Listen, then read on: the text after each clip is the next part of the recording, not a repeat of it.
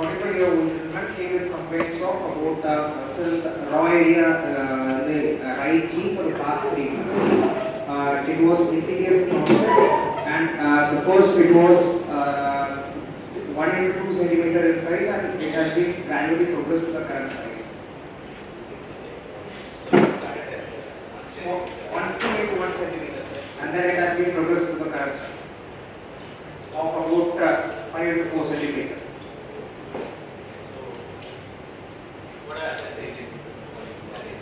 Move from 1 centimeter to 5 centimeter in 3 months. So 3 months the rate, growth rates. Right. So what is size? Size. What are the saying? So the nature of the means raw area. Bleeding. Bleeding. Why can it bleed? How much bleeding means? So bleeding means like means he can't means others can see, so like he can't GP by him.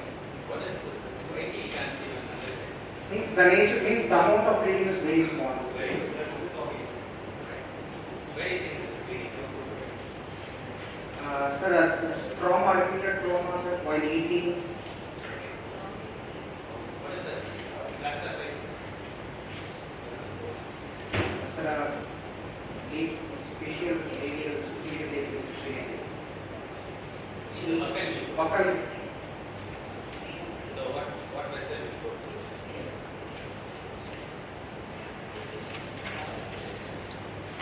Suppose this fellow came with a double shaped bleeding one fine morning. What will you do? He came with an uncontrollable bleeding to the emergency. Doctor will Sir, CT angle. CT angle. why? Patient is bleeding. Bleeding. A lot of blood in the mouth. Locally, So so locally, first we need to manage locally, sir. We need to see whether from where it is bleeding. Whether locally you are able to control or not, we need to see. And then for aspiration, we need to take measures. Fine. It's a conscious everything has to be stated. What is the local So local, measure? so local comfort. Okay, it's all of it. We need to see whether that bleed is getting stopped or not. 15 minutes later, it continues to bleed.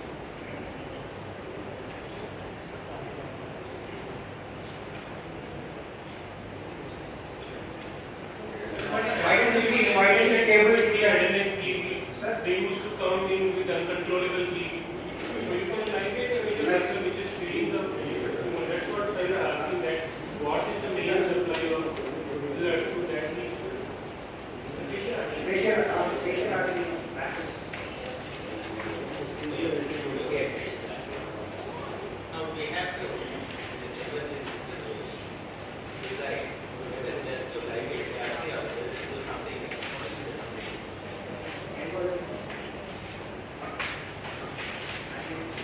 See, he came to you at 4 a.m. in the morning, right? You tried as releasing the concentration. So now we have to take it out. Surgery to stop the bleeding, right? So you have to take it out. We have to take it in what we see.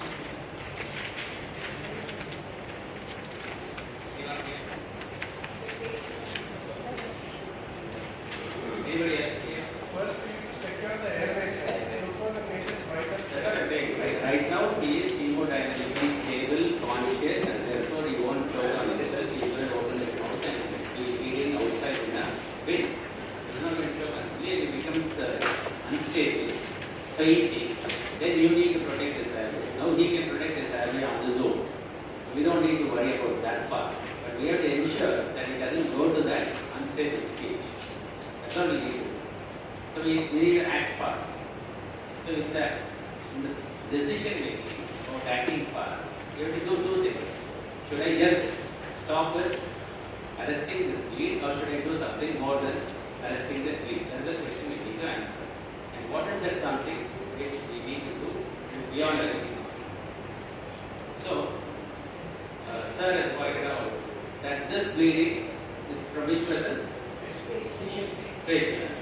So how do you approach the facial nerve? Where is the facial nerve? Can you show me the landmark of the facial nerve? From the next, it runs behind the Just come and show it on the space. Here, bring the mic and come on. So tell me where you will palpate for the facial nerve. in the mandible cell, this run behind the posterior area of the digestive cell. Okay. Which you cannot feel. Where will you palpate? Any pulsation you want to make out, it should be against the body. Where will you palpate the facial nerve? You show it out.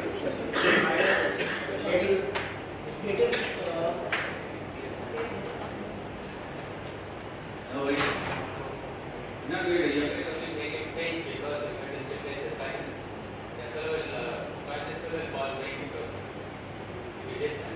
Then, where will you feel for the facial nerve? Where does it cross the lower border of body?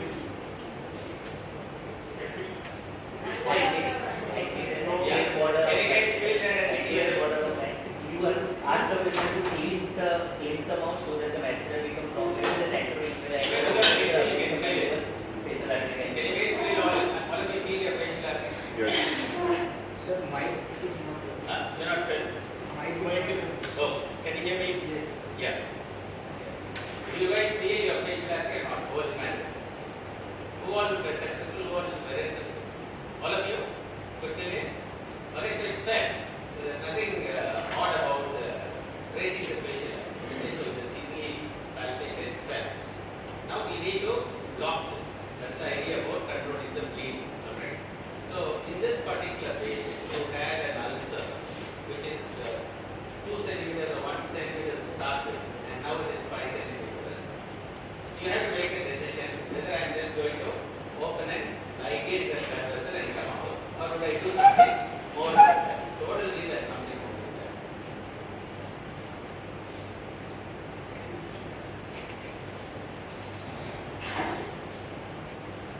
So Usually, sorry. clinically stable, so then we can go for the intravenous. Once you ligate the vessel, you can understand your own ambulance. Can you Otherwise, clarify I the procedure? thought the other option of the What is the other one? No, you have access. It is just here. You can feel it. So why you go and trouble so many other fellows with the knives? Okay. And it goes in. So that's not what you're asking. So sir is giving you a clue. Should we just do this, which is some sort of a symptomatic procedure, or should we do a more definitive procedure? That's the question you're asking. Definitive procedure. Do you want to resect the tumor as It's not controlled and. treatment for controlling this bleeding? That's the question you're asking. So, to answer this question, who's there at this examination? Anyway, so to answer this question, you have to first answer whether can you assess resectability. Okay, resectability, what it takes to resect and what it takes to reconstruct beyond that. That is the first question you need to answer, and how much time and expertise is required for this. This is the question you need to answer. Now, what is your case? Is it a resectable or not resectable case? resectable case. The resectable case. Why do you call it resectable? Or in other words, what will make your case unresectable? So if you are able to achieve margin I'm and asking you a question. What will make it unresectable? if you are not able to achieve margin, negative margin, What These is are the generic answers. MBBS may चल जाएगा, but for MCH level you need to be very specific that which oral cavity cancer is unresectable. Clinically, sir, testing the internal carotid or skull base and terrible gates involved. So then What is the stage called? T4 T4. Can you give me the classification of T4B? What are all the criteria for T4B? One is internal criteria. terrible pain, terrible gates skull base. Mastitis gates. Okay. So you have some fair idea about where what it takes to make it unresectable. Anything short of this is going to be resectable. So in your case,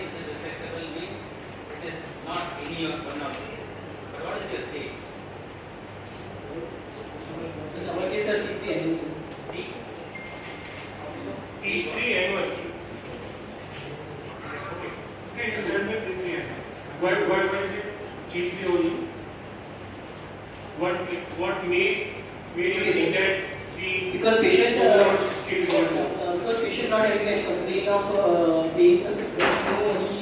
Vein is got what That has to do with picture staging? What's What is vein has to do with staging?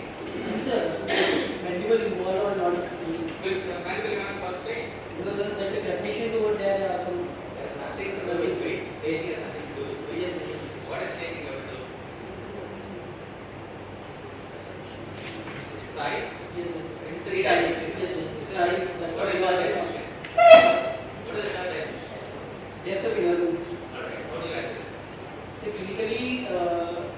clinically we can assess the thickness, the exact depth of involvement. Please take that note and tell us what is the difference between depth of invasion and the Tumor thickness. thickness of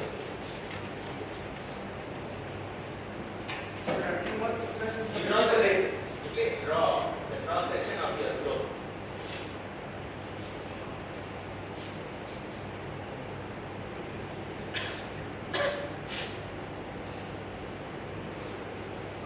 Right? Draw a slice, a section, cross section of that. Proliferating, just draw a diagram of a proliferative growth, which is the tumor thickness and which is the depth of infiltration.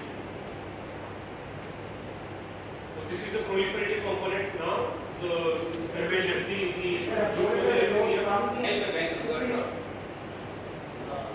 It's a proliferative growth. Okay. It's a glucose acid. Alright, Then great. subglucose acid. Okay, And then the basement membranes. good. If Basement membrane is when? sorry sir. When is the basement membrane? it's not the intestine. Squamous epithelium. So when a growth starts in any mucosa, where does it start? Basal layer or the stool layer? No, basal. So where will the basement membrane be for the show? Will it be floating there somewhere in the bottom? Where is the basement membrane for your growth? Is it the black line or is it the red line?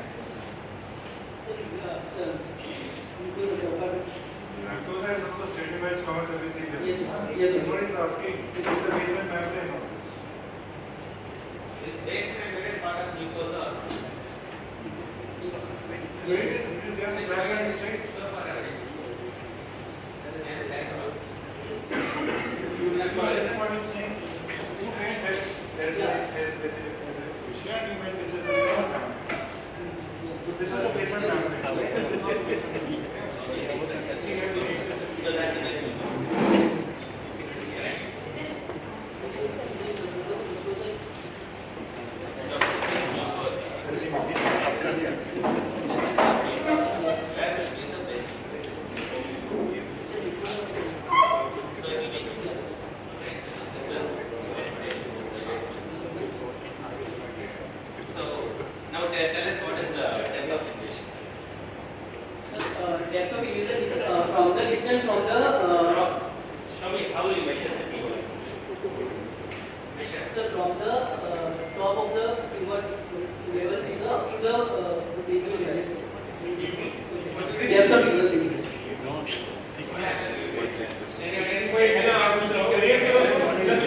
Somebody else come and tell us. देखिए erase करो पहले देखिए erase करो Devise from the basement membrane. सबको erase करो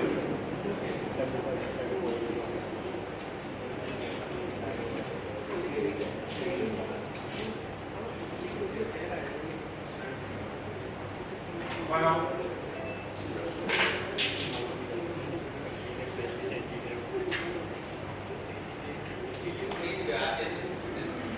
fast just do it just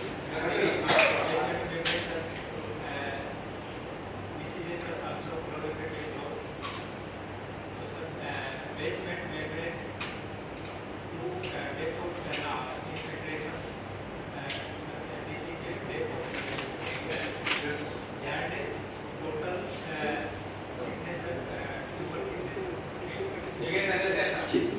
What is the difference between your conceptualization and what is right? A lot of difference. You get the point? So why do we have to distinguish this? What is the point of knowing these two?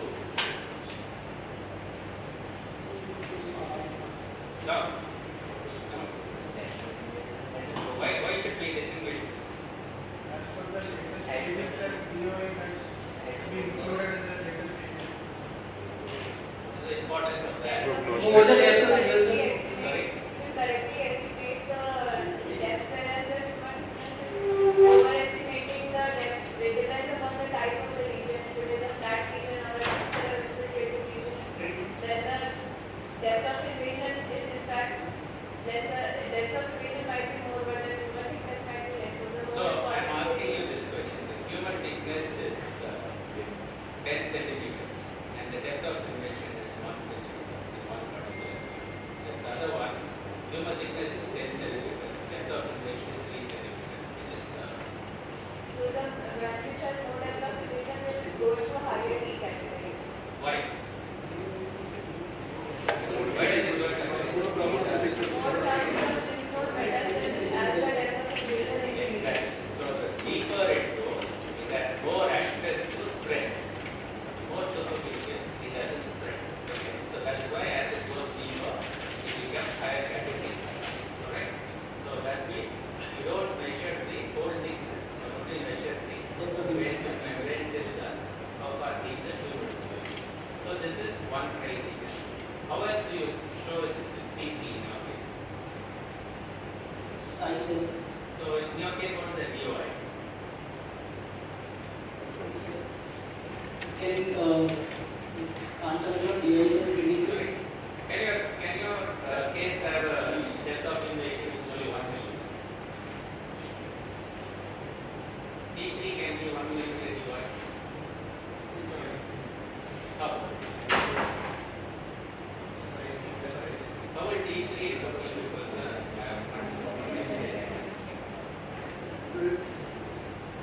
Proliferative growth is infiltrative means of proliferative growth. what is that proliferation? There is size to it. Size. What is the size? More than 4 centimeters. More than 4. So across horizontal is more than 4 centimeters, but depth can be only 1 millimeter. Still it is deep. Yes, sir. Correct. Can you have 1 centimeter tumor with a depth of invasion deeply? Yes, sir. Yes, sir. What will be the DOI in this case? So, Only 1 centimeter also. yes, But DOI should be deep. more than 10 millimeters. So you got the point. So you can have varying dimensions. So 1 centimeter tumor also can be T3, a 5 centimeter tumor also can be T3. Got it? So what is your case? So, yes. Proliferative size is more than 4 centimeters. Give a dimension to your case. Yes, 4 into 5 centimeters. Approximately 5 by 4 centimeters. So that's proliferative growth. And what is the DOI? Depth of invasion.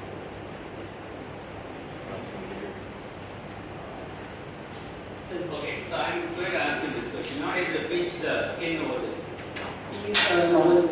Overline skin is normal. Sir. normal, but suppose you're not able to pitch. Yes. If the skin is indurated, Yes, sir. why? Skin is not involved, right? Skin is just you're not able to pinch the skin of the bone. Therefore, it wasn't more than 1 centimeter. So normally, if you have feel the thickness of your cheek, it should be more than 5 millimeter to 10 millimeter, okay, depending upon the individual. So if the growth is almost at the subcutaneous level, you can't move the skin over the growth, and therefore you should put it to a high category. Okay, so yours is 3 to 4, 4 to 5 centimeters by maybe 10 millimeter. What is the Size. dimension of your growth? 5 by 4 centimeters. Alright, Yes, so sir. this is resectable or this is unresectable? Resectable, sir. What are the clinical signs to say this is resectable other than the size? I'm saying another patient of yours got a hole in the middle. There's a orogenius fistula. Will that make it unresectable? No, sir. Then what will make it unresectable? So if he is not able to I'm telling you he is not able to open his mouth for you to examine. So what does it mean? If disease infiltrating the What does it mean? What is the name? Terminology. Christmas, yes. Okay, what are the causes of Christmas? Christmas might be because of the sector involved and any reason involved with the RMP, any disease involved with the deformity. Christmas means you're not able to open your mouth, right? So what opens your mouth? TM joint. TM joint. Muscle for mastication. What is the name? Give a name. Anybody muscle selected? Medial temporal is very Alright, so you have so many. So which muscle will get involved? Elephant muscle. Which one? Okay, come and draw the. Okay. So please draw the mandible with the medial territory. Why is drawing that? We think that none of the pterygoids and none of the masseter or the temporals is involved in this. Isn't it? Is that right? You think? It's not involved. So the question here is, this gentleman came with a bleeding and you are not able to assist it. 4 in the morning. It is a 4 into 5 centimeters with skin pinchable. What do you want?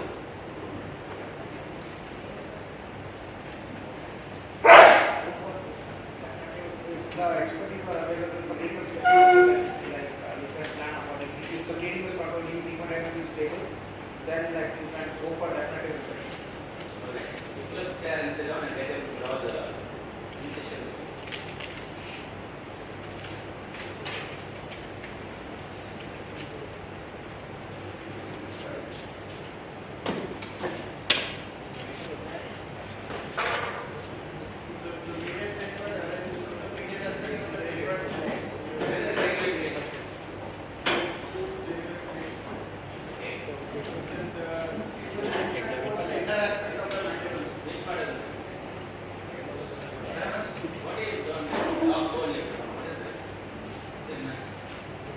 Which kind of tissue?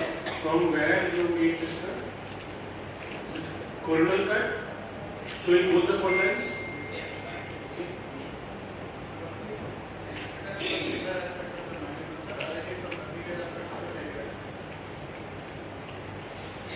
So and attach all the entire length of the medial aspect of that. Is it? Attach like that. What is the first?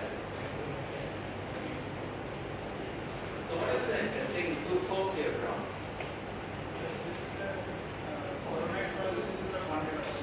What is the purpose of the contact or the purpose of the Alright. What about the contact? What is attached to the contact? It's the neck. Not exactly the contact, just behind the ear. So that's where the tap is. So where is the medial territory? You attach your medial territory. What's the inner aspect? That aspect where? That aspect is all the whole body. So mostly along the angle of it. Okay. Nothing to do with the that angle. Okay. And the lateral territory will go where it is. Okay. And that's very important because this activity will come whether it is the medial of the lateral territory. Okay. So it makes a lot of difference. Right. So who's the surgeon here in your team?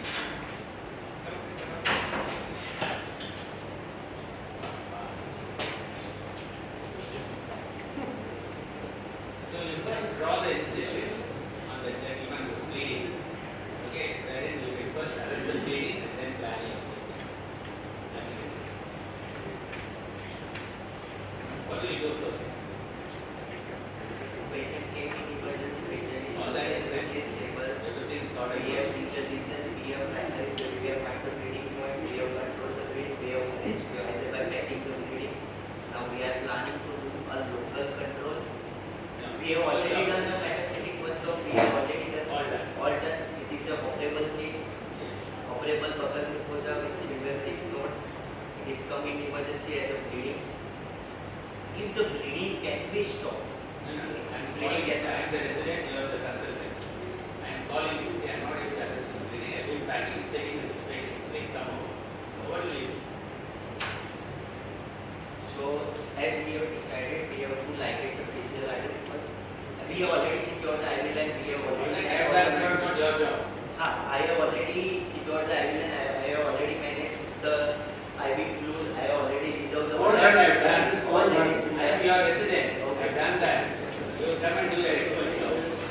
So So the first, my goal is to arrange ligated facial artery.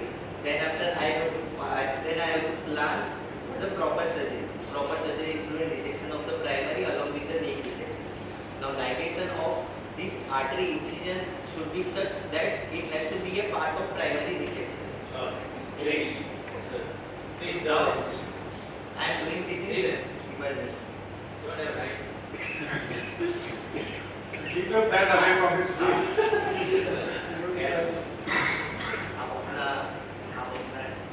Patient का रिसीजन में है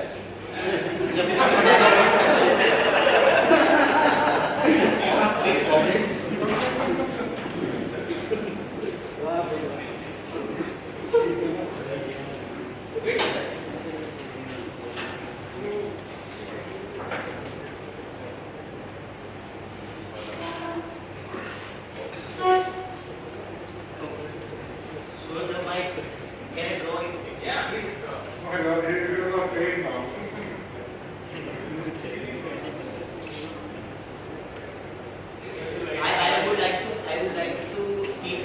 I would like to keep a perpendicular incision along the mandible so that the incision can, in my primary, I can do an investigate incision for my primary.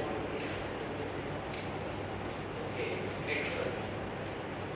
Lush. why did you have to raise the flag for neck dissection also? And you were telling that that incision should be included into that neck dissection. Please go ahead. So I will give the angle of incision from the so that in emergency so we can quickly leave the upper flap and find the people So this is your imaginary incision Yes.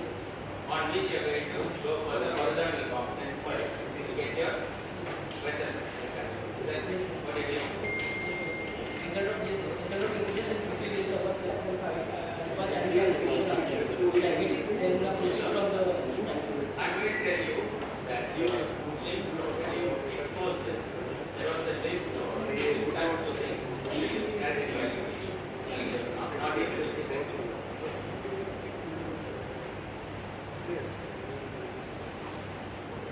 Understand what I'm saying? There is a lymph node which is densely stuck to the bifurcation of the keratis. They are unable to separate. Facial artery is arising from the external carotid artery. If we can identify the external carotid artery and if possible then after leaving the superior carotid artery we can ligate the external carotid artery. Right. So you would choose to do either the facial or the axial carotid where there is access. But what will you do with the lymph node? It is stuck and you're not able to separate from the bifurcation. The hypoglossal is trapped.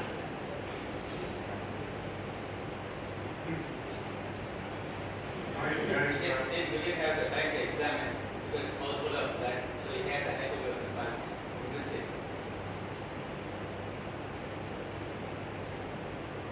What do you do now? Yeah, so different easily will now what becomes the stage? So far, ESA actually B is the 4B stage. yeah. So we are looking at yes. what is the end stage? N3B. So obviously it becomes the higher stage. So what will be your goal for treatment? Control. Yeah. Okay. Right. Close up to the gap. Then we deal with the treatment. Got the point? Okay. So you were able to resect it. Right. There was no node like that. You remove it. Now what will you do for reconstruction? So for reconstruction, Yeah.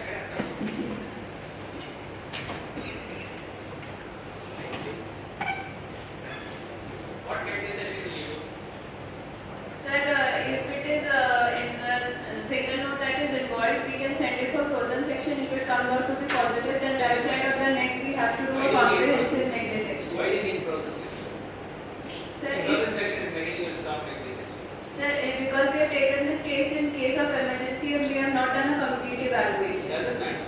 We have the biopsy already, and this guy has been delaying the surgery for some time. I think he's coming to bleeding. Sir, that ipsilateral side of the neck, we will do a comprehensive neck Why do you dissection. need a frozen section?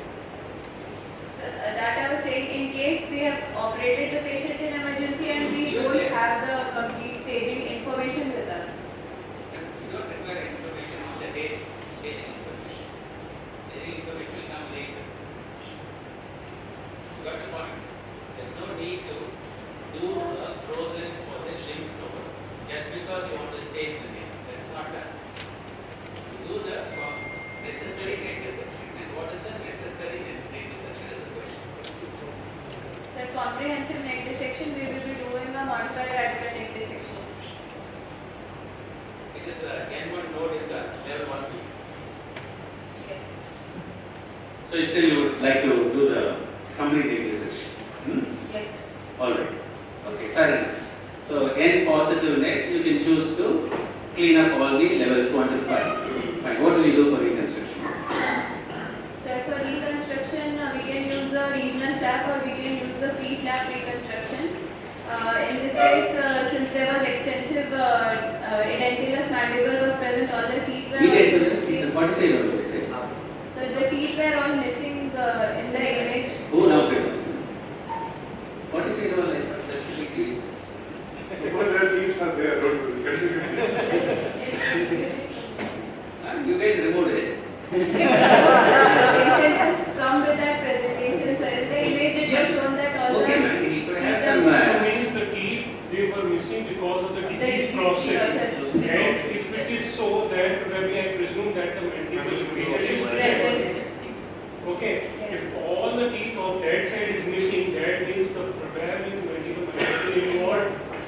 If it is involved, you are going to do Fibula teeth are segmental mandibular. Alright, so one of you have drawn this. Can you show me the route of entry to the mandible? So you are saying that this is a 4 to 5 centimeter buccal cancer, and now you are saying the teeth is missing because of the disease.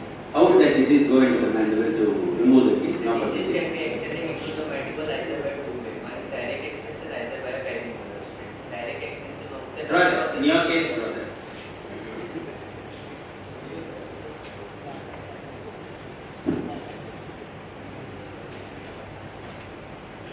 So it is the On the mandible, you draw the cheek and so.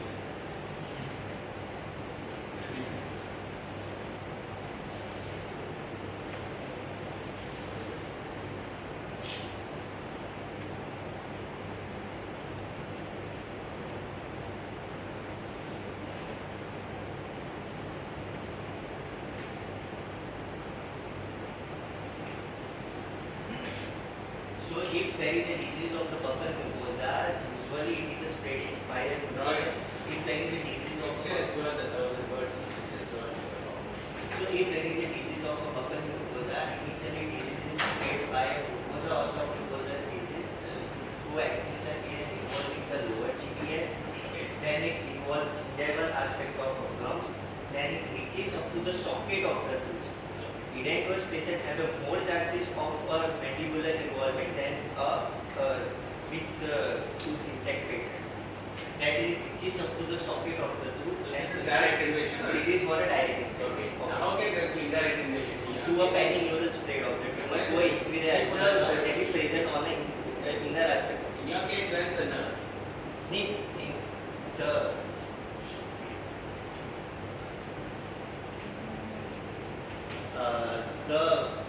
The inferior alveolar nerve runs into the mandibular canal. Right.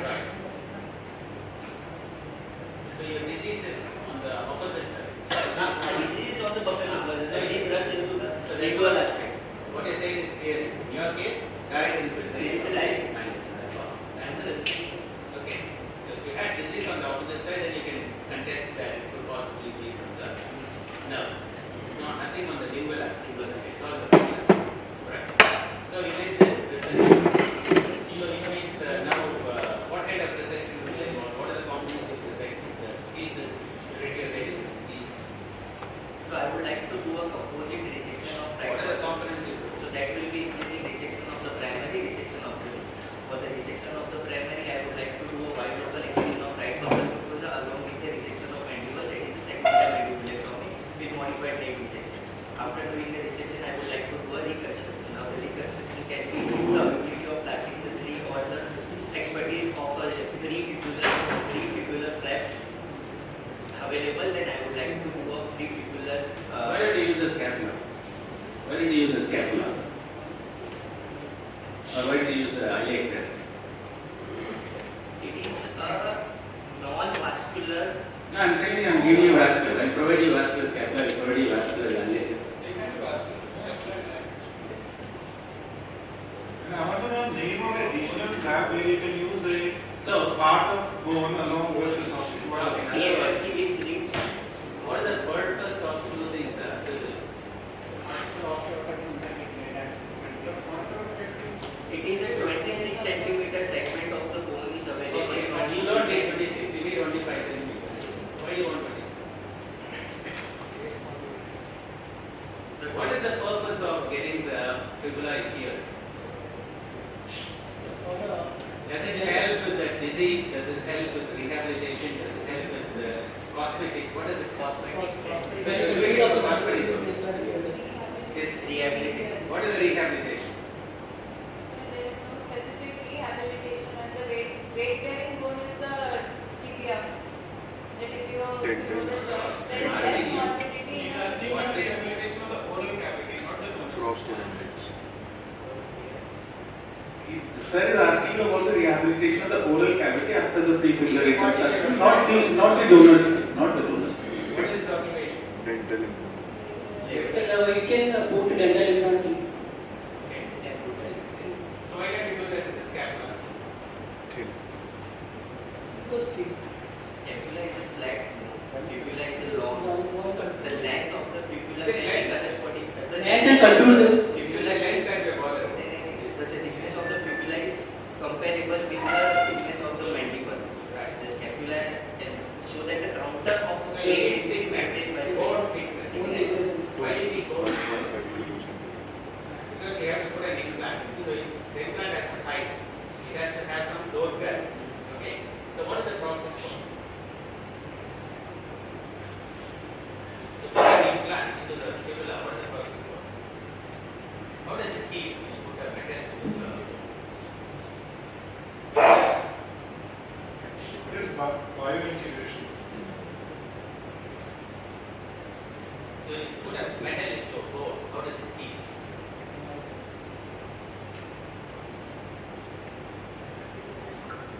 Okay, there is distraction.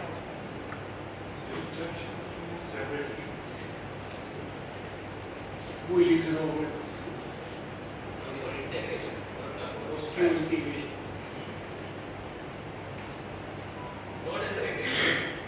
The principles of wound healing, it is suturing the mucosa versus putting this bone and implant in the bone and healing. What is the principles, difference in the principles of healing?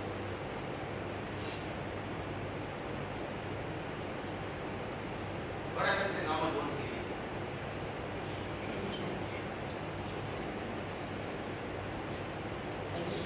inflammation, because there will be process of inflammation and active wound scavengers, neutrophils are involved in Fine, the then what happens? and then there will be deposition of It's an inflammatory phase, then Angiogenesis. angiogenesis and the fibroblasts. finally you have to have a scar to hold the things together. That is, isn't it? Now, which is holding the metal? What is holding? It's scar. Can you have scar? What is that?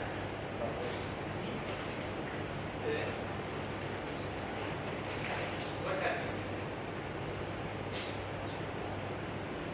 Yeah, also integration. But what is the meaning of that? So it's actually some covalent bonds between the metal and the calcium and lead joining together. So it forms a chemical bond. So healing there is based on this.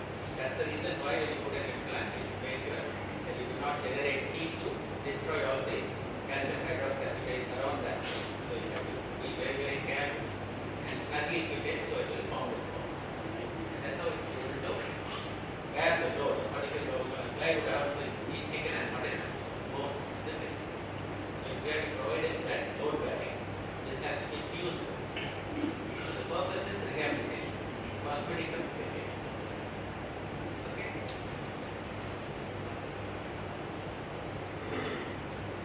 You get right? Attendance. Which imaging modality would you prefer? Like suppose if you are operating him in a controlled condition or to prepare the patient for surgery, how will you proceed after taking labs? We can go for a CCT headache of which can only use for the primary sir, and the for metastatic workup we can go for CCT case. What are the cases where do we need to do metastatic workup? Sir, if for T3, T4 stage and more than N1 and 2 and 3 nodes, if they are critical, we can go for the metastatic workup. Lower level. So the T stage versus the N stage, which is a better predictor for metastatic?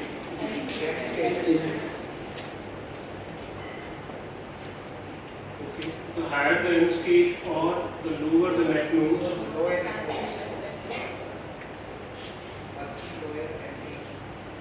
How do we divide the nodes like L or U or L? You know that required. So above that it's U, below that it's L.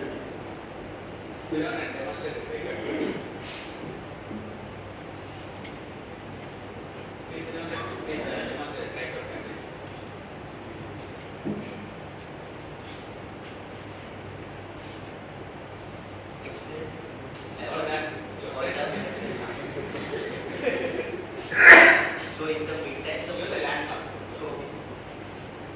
the most prominent that is from the side of septal, which is a thyroid node, which is in the male, this is more prominent. This is a thyroid cartilage and going 2 centimeter below. So always 2 centimeter and everybody. It It's not 2 is centimeter. below the thyroid cartilage.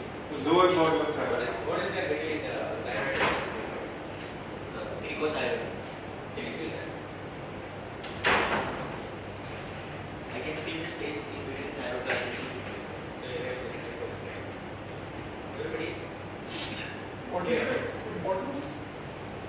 If no other instrument is available, we can do an emergency cricothyroidectomy for the airway obstruction. With what will you do? Pen. With the inner refill pen, we can also do.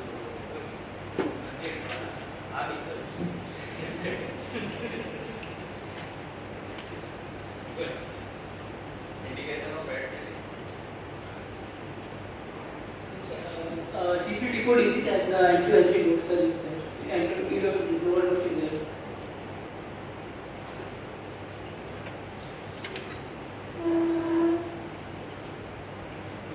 So like T4B, in earlier stages it was labeled as unresectable.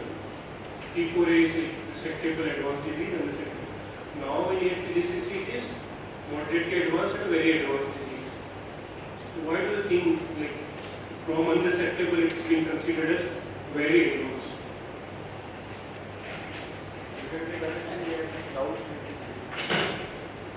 See, all the other things like skull-based invasion, carotid encasement, three vertebral fascia accepted, they are upfront inoperable. But one broad term is the masticatory space. Okay, even your masseter or delivered muscles or ITF, they are involved, it comes into the masticatory space. Can someone draw the lower and upper boundary of that space?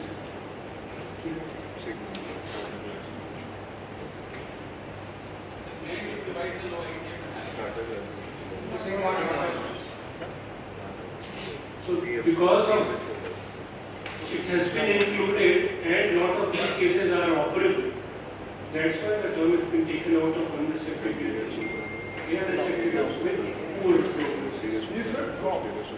Somebody has to drop.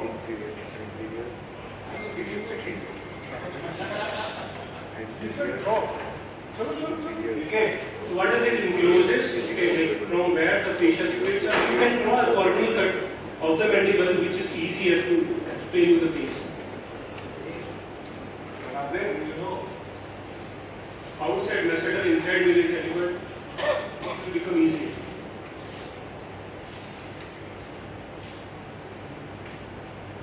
in the meantime, clinically, in larynx, growth larynx, how will you know that the three vertebral fascia is involved?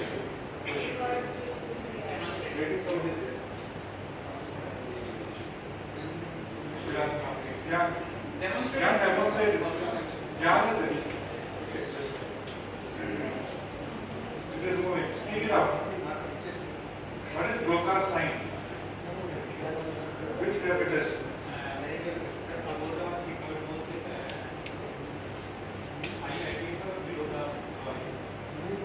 The boundaries of masticatory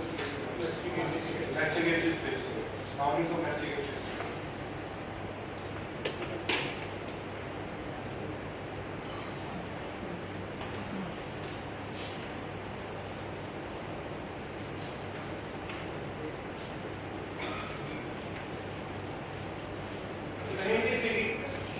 From the fascia comes to the lower part of mandible, splits into two layers. Outside it goes anterior to the masseter. Medial it is deep to the medial thyroid, goes to the base of skull. Okay. So even technically the mandible is also part of that space, but if we call it, if it's separately, what we call it T4A, not T4B, but the muscles, if they are involved, it's called T4B. Okay. Even the infratemporal fossa is also a part of masticatory space. So that makes prognosis poorer, but just technically they are all resected. If I make you a paper, I will make all things for diagrams. Right? You are surgeon basically. You have to learn the anatomy very well. If you know your anatomy, you will be able to do the exam properly, you will be able to do surgery properly. If you don't know your anatomy, you are problem. So make diagrams. Right?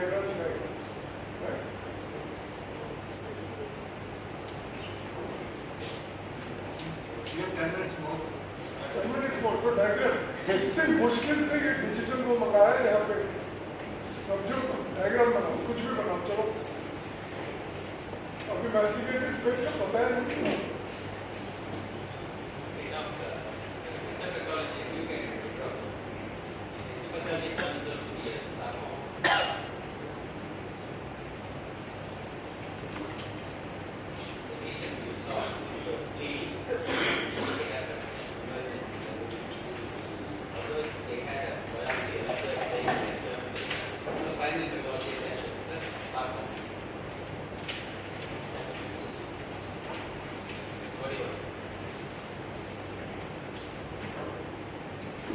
So it's a sarcomatoid squamous cell carcinoma. Mr. is asking what you will do. Same case. We can, after resection, most of our biopsies are sarcomatous.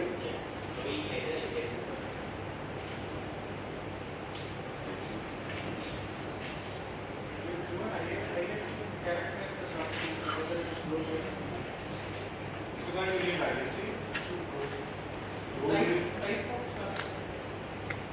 So, first thing is like they were saying, there's a sarcomatous variant of the squamous cell carcinoma, it's an actual sarcoma.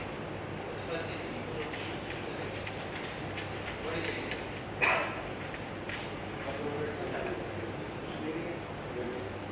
So, then you have this history, 3 months duration, from onset it becomes 5 centimeters, and it suddenly started bleeding. So, we are looking at Very, very aggressive type of growth. Alright, which could be, what is the normal grade of these tumors? If you take 100 buccal cancers, what will be the grade distribution of this?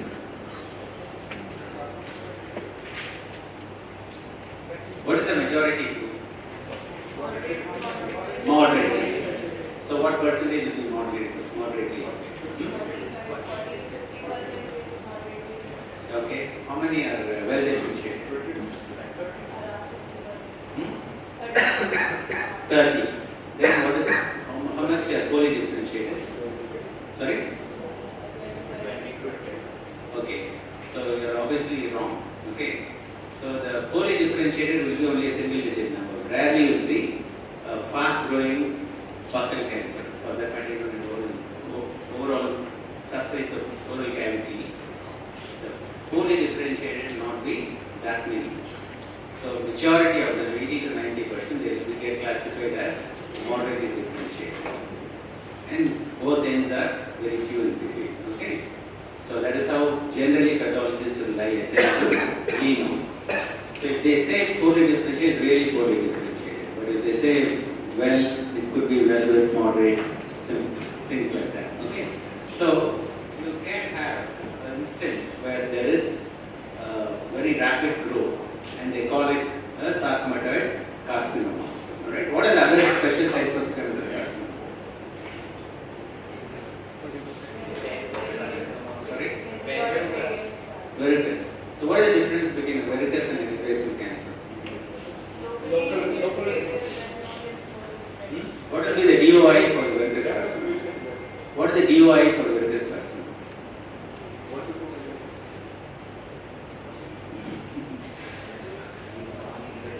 What is that? Yeah. Okay, but they will have to call it carcinoma only when there is a breach of basement membrane. But what you normally see is there will be a lot of deep ridges going from this tumor, but the basement membrane will by far be intact. Okay, it is only the reddish shaft which will go down into the mucosa and dip deep into it. So the basement membrane by far will be. So it's very difficult to call between verrucous hyperplasia and verrucous carcinoma even after repeated biopsies and even after excision in total, right?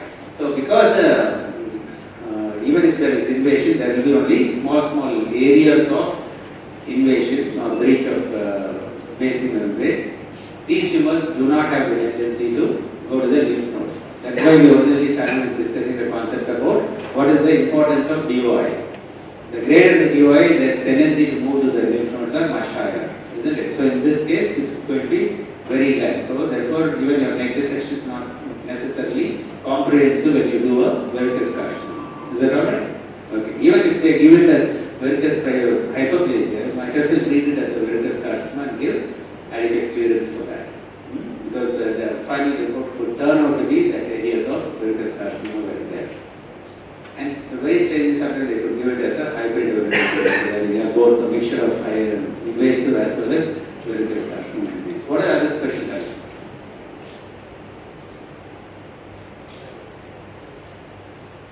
The mixed tumors of squamous origin.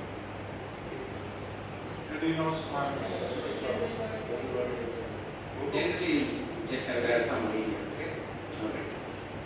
So who has given this classification of well differentiated among You can go to the diagram. Go to the triangle. help करो इससे mind जो help करना सीखो आपने भी कैसे space submatrix space and pterygomandibular space and superficial and deep temporal space. So which is the medial boundary here? This is what pterygoid plate. Okay, so medial boundary is pterygoid plate. Okay, from where your pterygoid muscles are originating. Outside it's the mandible ramus. Though it has further outside it's the masseter, medially it's the medial pterygoid. Superior most part is the base of skull. Basically, it's the glittering of the sphenoid where you see your foramen ovale and spinosum there. Okay, at the top, lower it's the lower part of the mandibular bone. So, if it is involved, then we call it A4B or masticated space invasion. What is opulent spine? It is from Throat, angular mandible. Throat.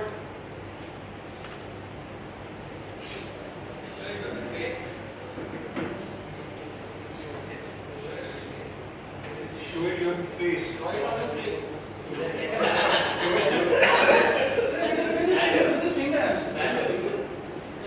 Start from the middle canvas of eye from the angle of mandible. so what does signify what is it These are about the operate lines. They are over progressing and reach to intermittent extension. face of skull If it is a palatal lesion, pre-operatively, what all things will you do for that patient? You planning a maxillectomy or a palatal? Preoperatively, we send the patient for that obturative measurement from the prostate. so in multidisciplinary team and you discuss all these experts with you plan the treatment properly. So what are the type of prosthesis? immediate, interim, and direct process. So we conclude this session. Right, please take your chairs. Thank you. So now we have a lecture by Dr. Kamal Kishore. Dr. Kamal is an associate professor and Department of Surgical Oncology, SMS Medical. A very learned, young, dynamic professor. Thank you so much for the introduction and welcome you all. Actually, this lecture was supposed to be taken by Dr. Suresh sir, but probably he is not available today, so he has given this task to me.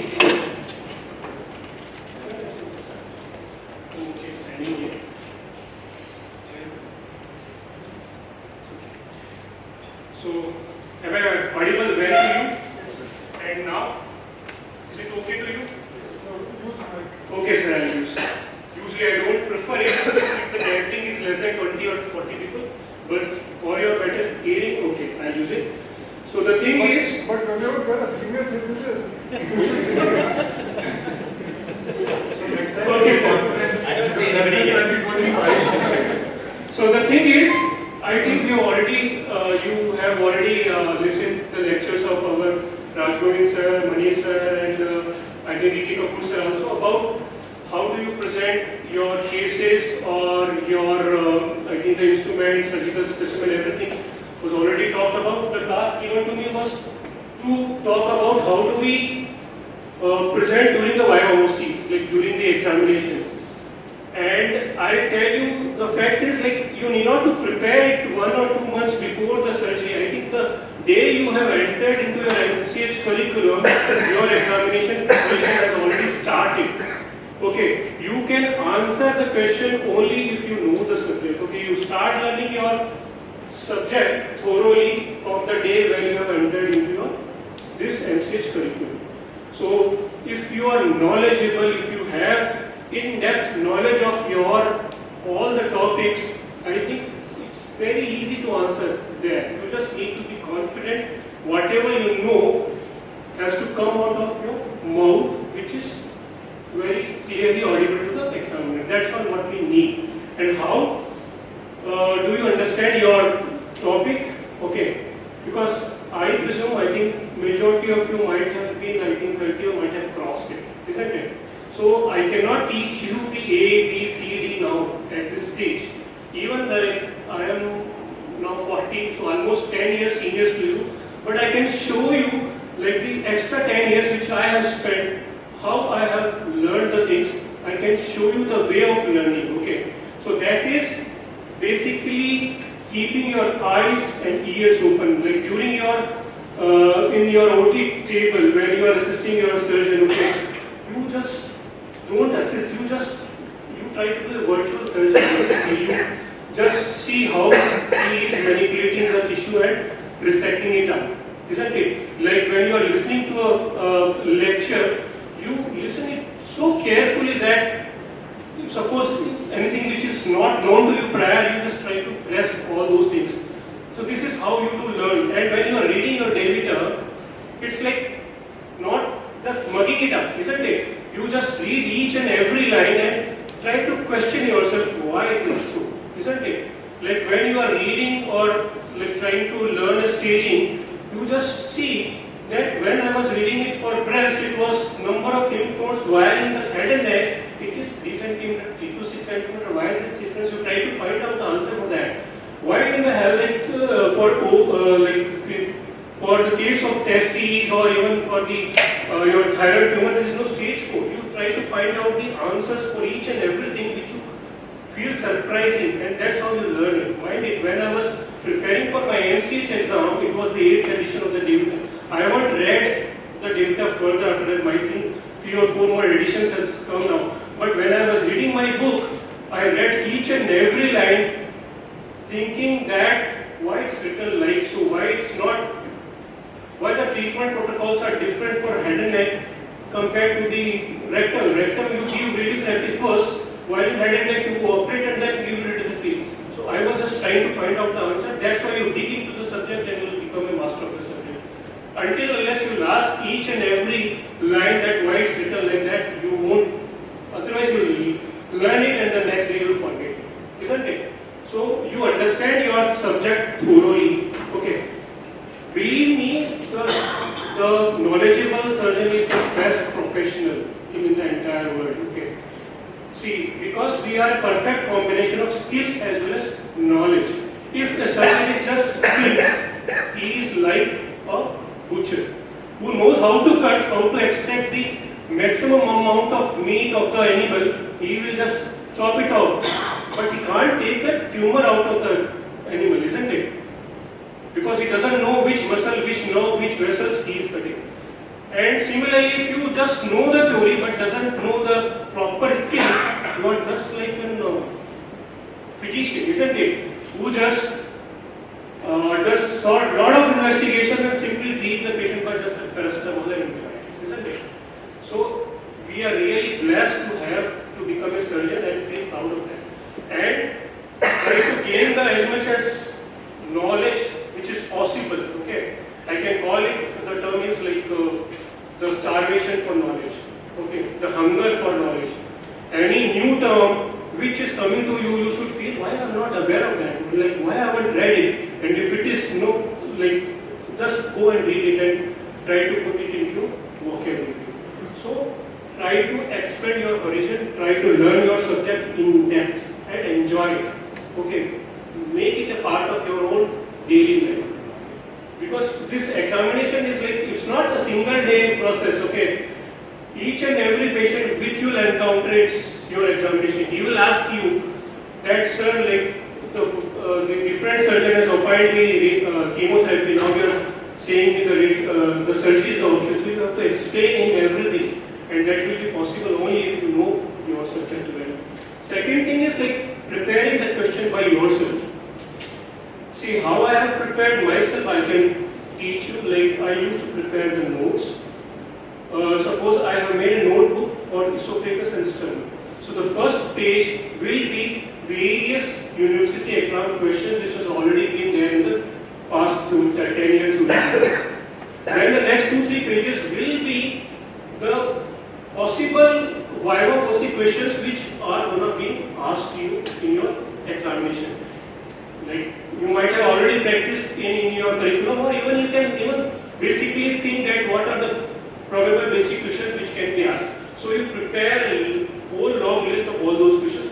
Then starts your proper note taking, that from the etiology, few important points, then the staging, then the treatment protocols, few important trials, so that you don't need to go back again to your data for your final revision the day before the exam or the practical exam. So these questions, it's not difficult to make those questions. Can be basic questions. Okay, why do you think that this lump is not fibroadenoma, or why do you think that it's malignancy? We know all basics: hard lump, regular margins, lymph nodes, it's malignancy. Okay. Similarly, the application-based questions. What if you want to give neoadjuvant chemotherapy? Okay, because in the breast the concept is different. Here you can convert an MRM to a BCS. Okay. Nowadays, probably the TNBC concept, where you need to assess the biology also. If it's not responding, you can add adjuvant. So they have taken your T1 disease also for NSAP. But the basic idea was to convert them to the BCS. But in head and neck, you cannot convert a total glossectomy patient to a wide local excision by giving NSAP. Mind you. So find out these basic concepts. What is the rationale behind giving any pre-operative or post-operative treatment? How do you justify that? Why do, suppose a question comes to you, why FNAC is being not advised by you? Why do you want an core biopsy here? So give a justification for that, and it has to be in a proper order. The important things first. You can't say that I want to classify the tumor into luminal A or B. Straightforward, the first option should be, sir, invasive versus non-invasive. It's possible only by biopsy. ERPR will only be best documented on a biopsy specimen. So prioritize it. In your daily life also you prioritize your things. Important things first, unimportant to lesser importance, and then unnecessary things you don't even talk about, isn't it? So, and even you can sometimes can play with the mind of the examiner. I think that is too much for you. Probably you just now stick to your basics.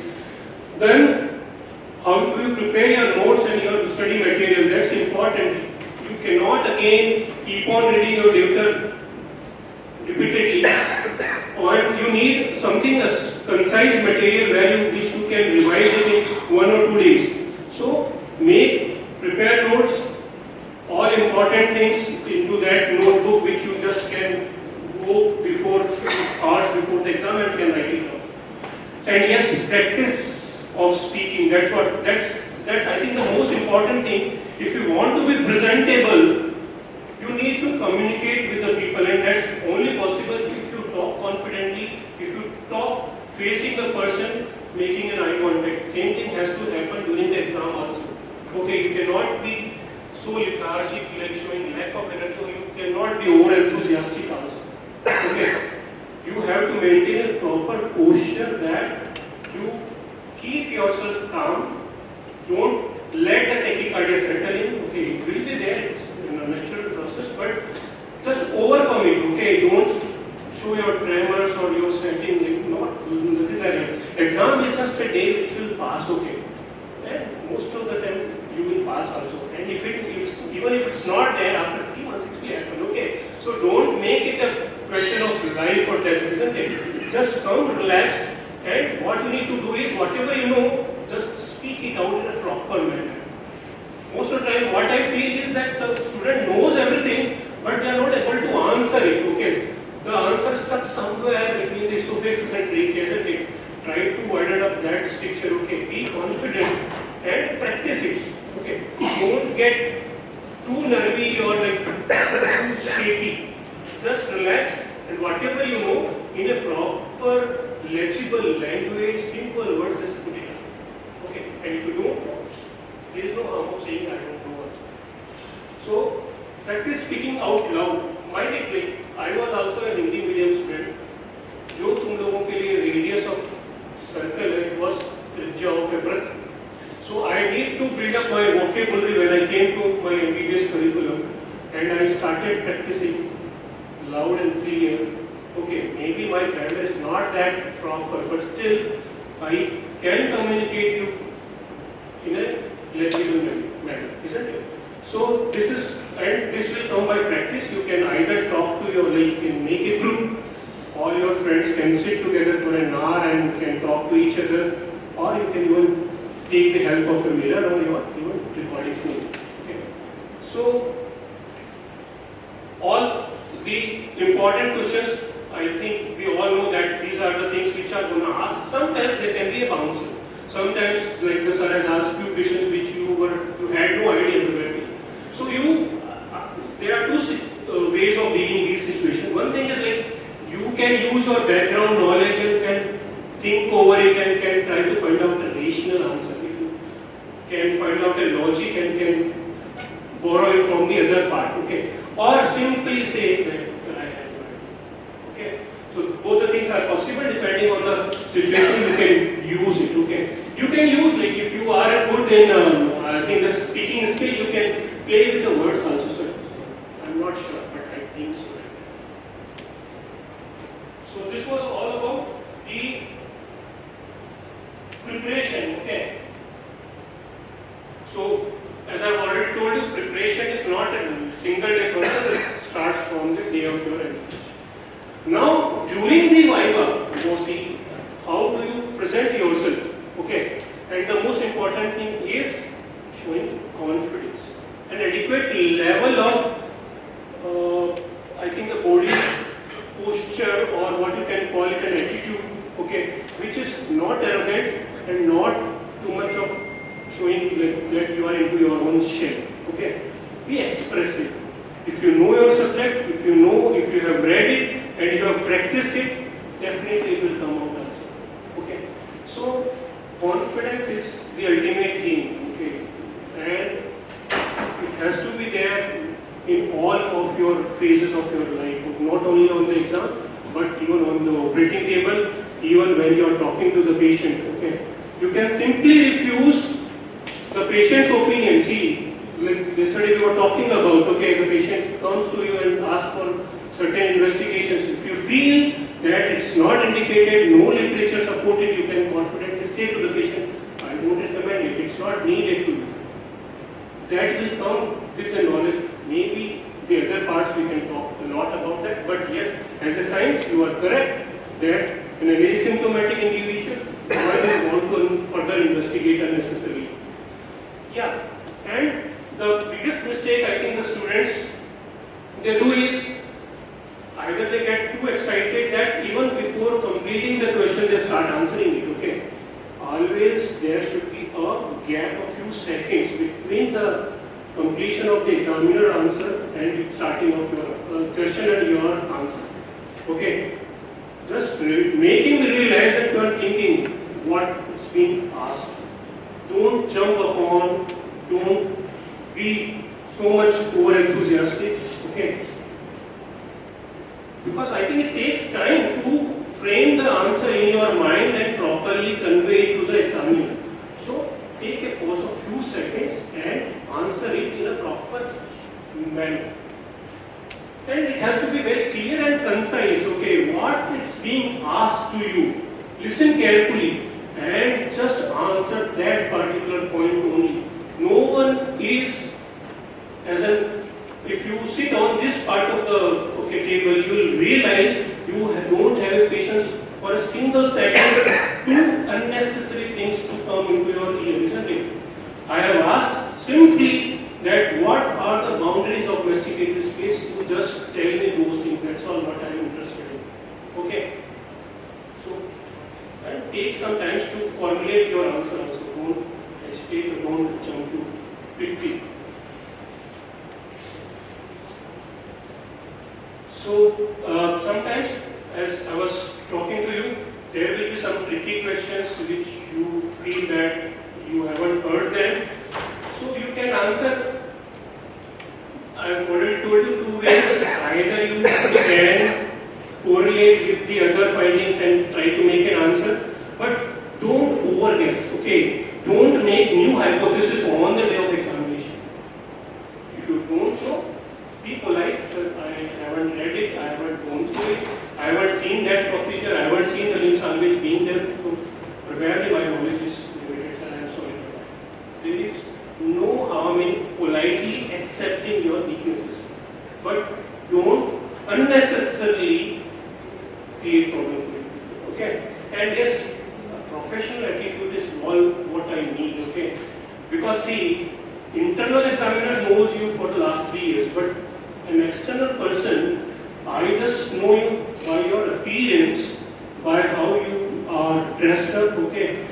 This red t-shirt or jeans or sneakers, they won't be accepted. Even an examiner, I have no stake here, but still I can't dare to come in a jeans. Okay, so why, as a student, you can take such a risk, isn't it? So your appearance, your attitude, your way of talking, your way of dealing the patient during your examination, your gentleness, your empathy to the patients, your talking behavior, that's all I have to assess. I have only few hours to see you and assess it. So just show them that you are a real professional. You look like a professional, you talk like him, and you just behave with your patient in a professional manner. That's all. Okay. Sometimes the subject details or the latest trials or the latest innovations, they may be asked, but believe me, these are not the points to fail or pass.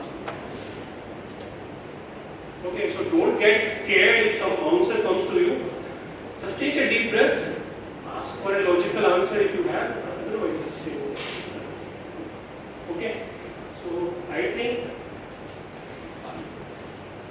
this is all about, sometimes these are the few things which really helps you.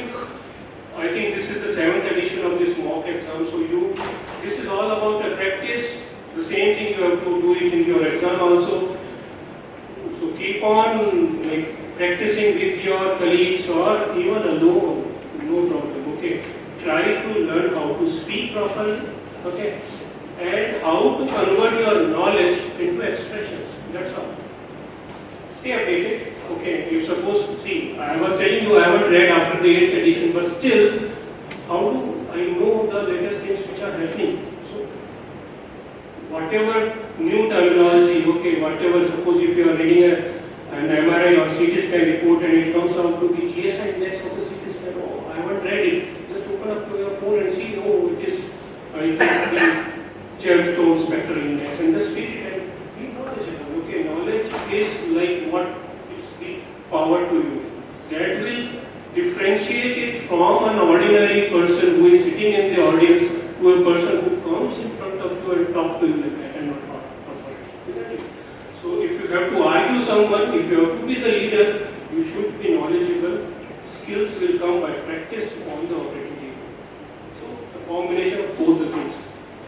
And just feel relaxed, no need to take the stress of the exam. It is a part of the life which you are going to face every day. Okay? So you will definitely get a pass.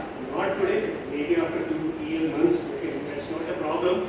Just express yourself and do it in a proper way. That's all. I think with that, these are the few tips which I thought that as a student I faced, I shared it with you. Thank you so much. Thank you, Kamal, for the tips and tricks about how should we behave and how should we prepare for our exams. Now we have a session on long keys for team A. Shift.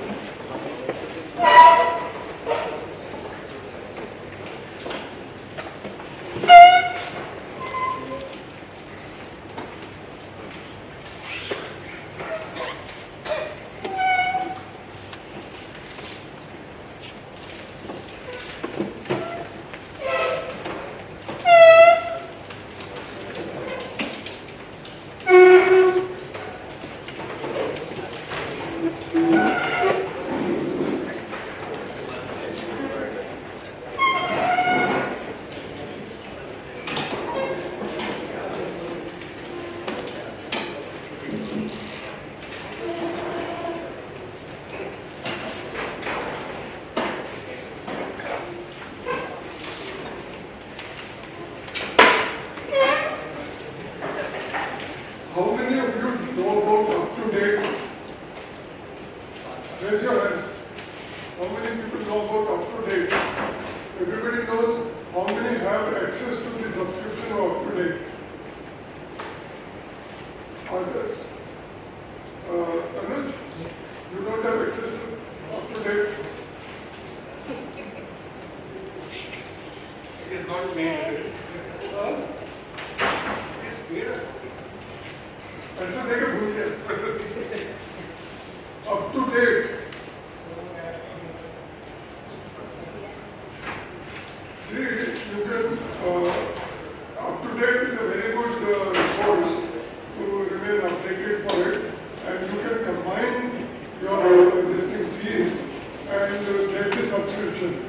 It will be very helpful for you. You know, taking individual subscription will be very difficult. But taking a student subscription, you combine 5, 7, 8 people in your department, or one of you in the department can get a subscription and everybody can use it. Right? So, next session of long keys for team A will start now. Tanuj. Yeah. So, can this present the history and summarize it?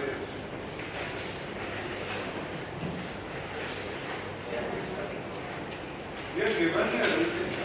The coffee.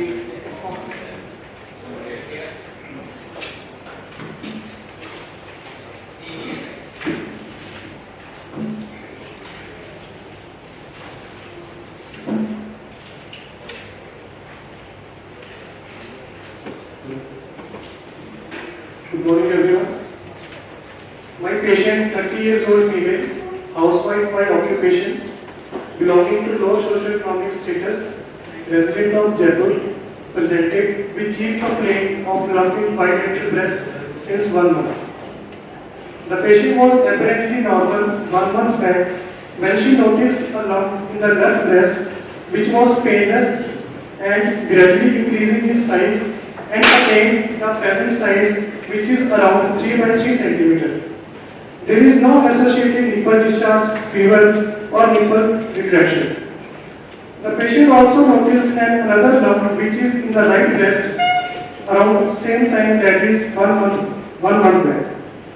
There is no history of trauma, weight loss, any back pain, breathlessness or headache. The patient has not received any exposure with respect to radiations. The patient has no medical comorbidity. The patient has no surgical history in the past. The patient attained menarche at the age of 14 years. The patient has normal menstrual cycles regular. The patient attained first pregnancy at the age of 22 years.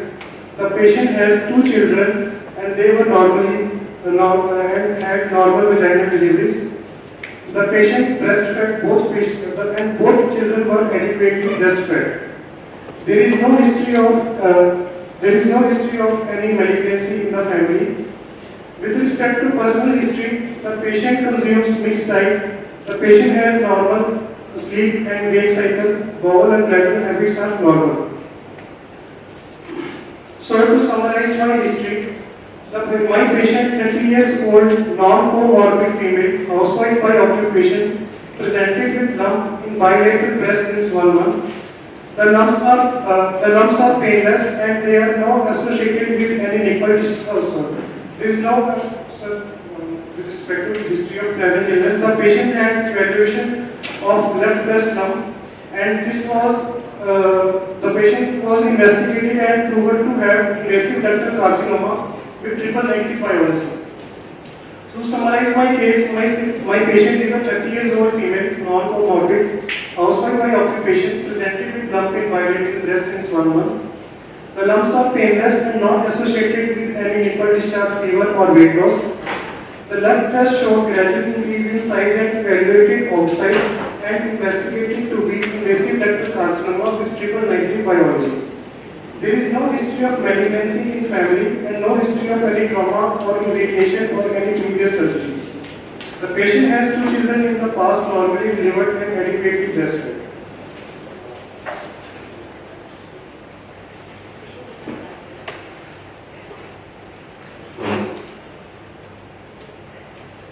Why did you take a history of trauma in this patient? You mentioned. So I asked about the trauma because any unnoticed trauma to the breast, maybe by the children or maybe due to some household work, may present with any lump in the female, and the patient used to present and it mostly comes out to be benign or fat necrosis. So I excluded that the patient is not having any trauma history.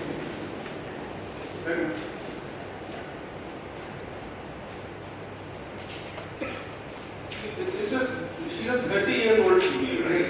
So with your history of physical examination, looking at the age, Sorry, sir? if you just look at the age, what are the chances that the breast lump would be? Would it be malignant or something else? Just look at the age. So if you look at the age, it is more likely to be benign, sir. More likely to be benign. And the patient. Trauma history is also important. Why he's asked you is, patient might have had a fracture or something, plating might have been done, that might mark your requirement of an MRI. If you require an MRI, so history of trauma is very important. Yes. Whatever it is, whether it is spine or limbs or anywhere, history of trauma must be taken. Yes.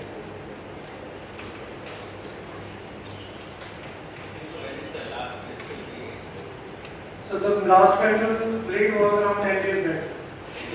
Yes. Why is the menstrual history important in breast cancer? So menstrual history is important because, sir, if the patient is having any changes with respect to hormonal imbalance, this will reflect in menstrual cycles. Either the patient will be having longer periods or the patient will be having longer bleeding for longer days.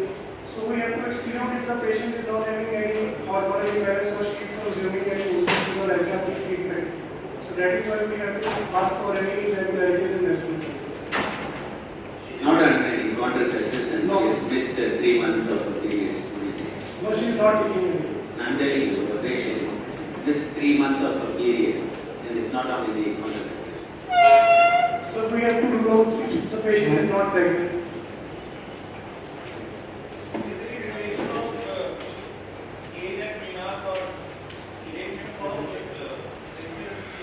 So basically, carcinoma of breast is related to the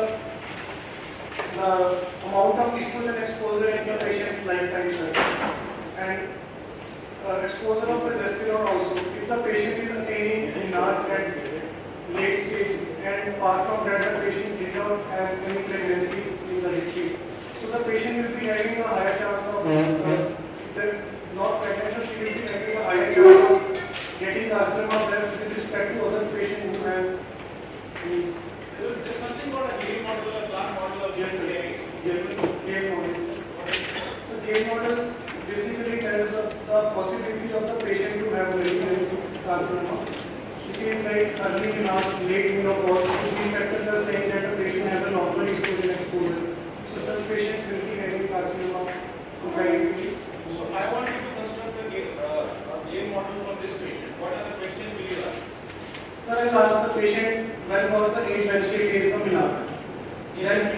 Then I will ask her that what was the age when she got pregnant for the first time at the age of 22 years. Then I will ask Got her pregnant or age at first time? age at first childbirth. Then I will ask about the breastfeeding history, sir. Whether the patient has adequately breastfed the child or not. And then apart from that, I will ask about the family history. If the patient is having any malignancy in the family with respect to breast.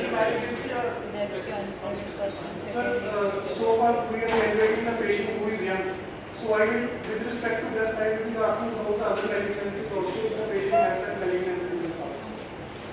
And what family would you ask questions about? So about the family, I will ask if the patient has any first degree relative who is suffering from any cancer.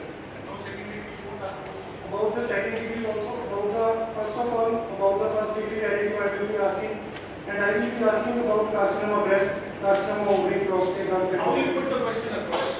Will you ask the patient whether any first degree relatives who have history of CFS? I'll ask the patient if there is any person in her family who is suffering from any malignancy. Then she will conclude that. She says मेरे ससुर जी तो मुंह पे patch है. So then I will not consider this as. Why? So because we have to just take into consideration blood. Blood pressure. Right. And There's one thing you have missed, right? Is there a history of breast biopsy? breast cancer. The What is the patient. difference between Clark and game model? So Clark model you will do take into consideration any history of intervention or biopsies in the past or studies in the past. Clark model relies more heavily on the family history rather than the other. You're right. Anyone know what is the VNPI is? What is it used for?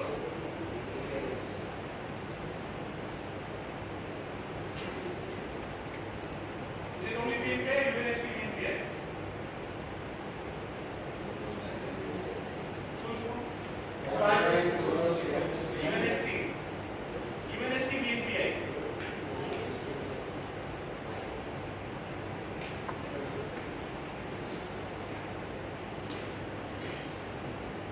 Try reading that. There is a small MD Anderson cervical oncology handbook, right? So this carcinoma and CV for the breast is very beautifully divided practice.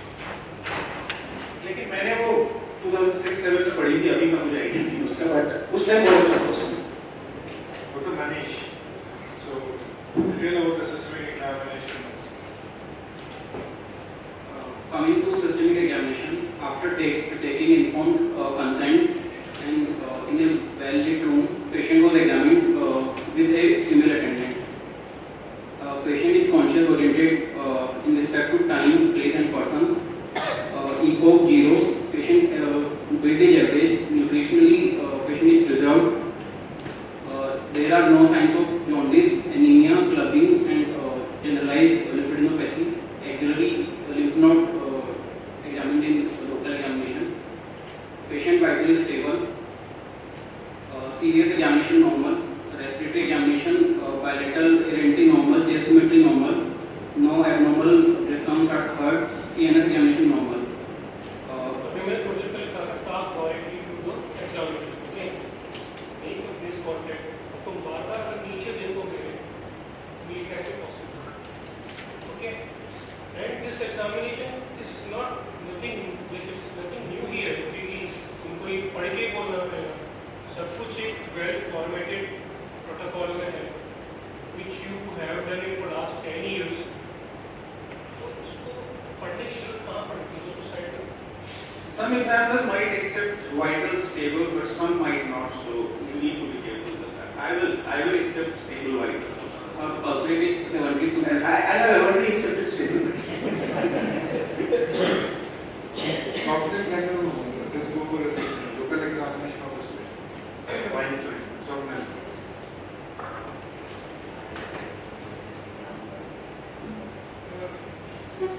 I will examine the patient in the proper light and proper exposure in the presence of female attendant and the position as and when required.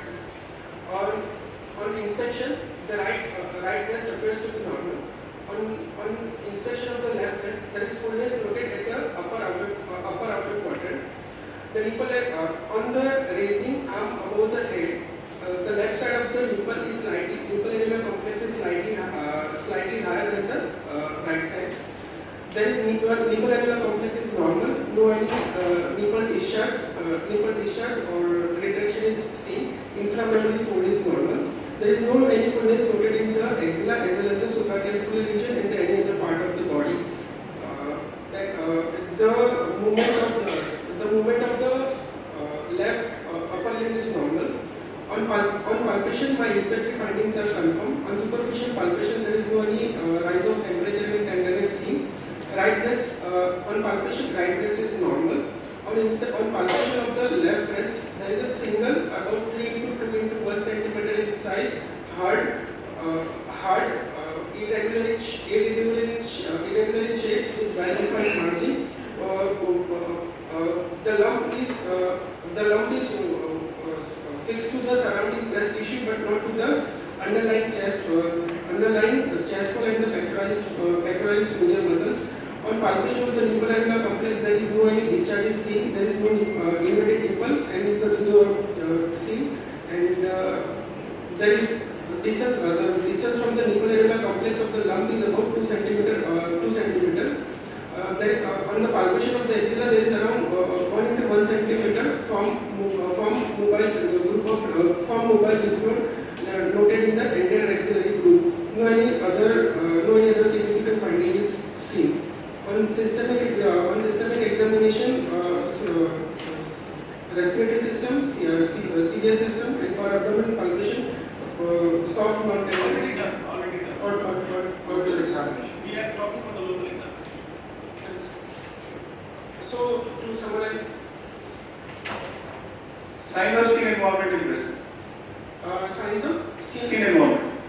Signs of skin involvement is the basically POD orange, ulceration, and satellite conditions.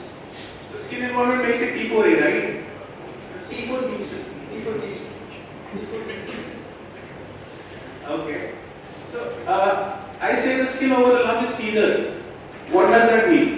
Sir, the skin is here, that is due to the involvement of the Cooper's ligament. Due to the involvement of the Cooper's ligament. What is that? Cooper's ligament, that is suspension ligament. Where does it go from and where does it go to? So skin to the subcutaneous tissue, the pectoralis fascia. Pectoral fascia. Yes, sir. And what does PUD orange signify? What is the literal meaning of PUD orange? Which lamina is it PUD orange? Sir, PUD orange due to the subdermal blockage of the subdermal lymphatic due to the tumor emboli. Due to that, the hair follicles deepens down. So it gives a orange peel-like appearance. That is the Which lamina? Latin or Greek? French.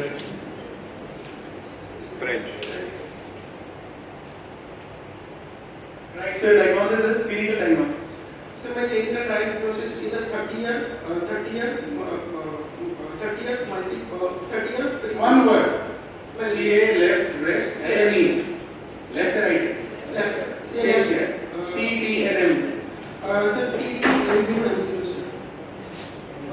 said there is a node, right? 1 into 1.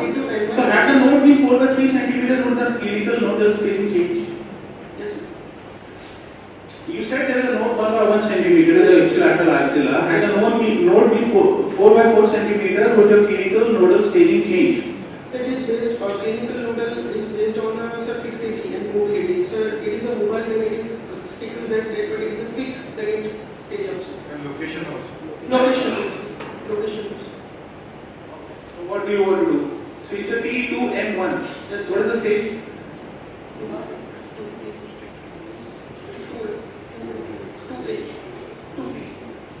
Stage 2, sir. Breast की stage में भी पढ़ लो। Yes, breast और headache की पूछेंगे। yes, sir. बाकी TNM चल जाता है। ब्रेस्ट और हेडेक के सब पूछने वाले हैं। Okay, so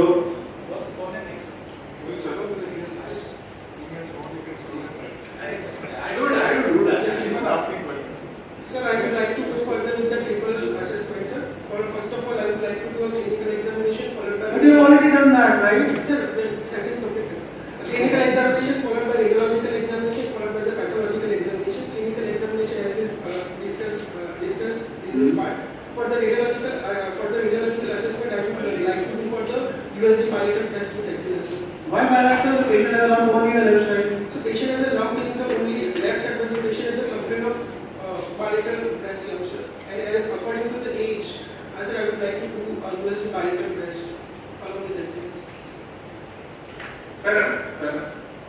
Right breast lump is not palpable. No. But I wrote lump there in the right wrist. But sir, on examination, we can reach the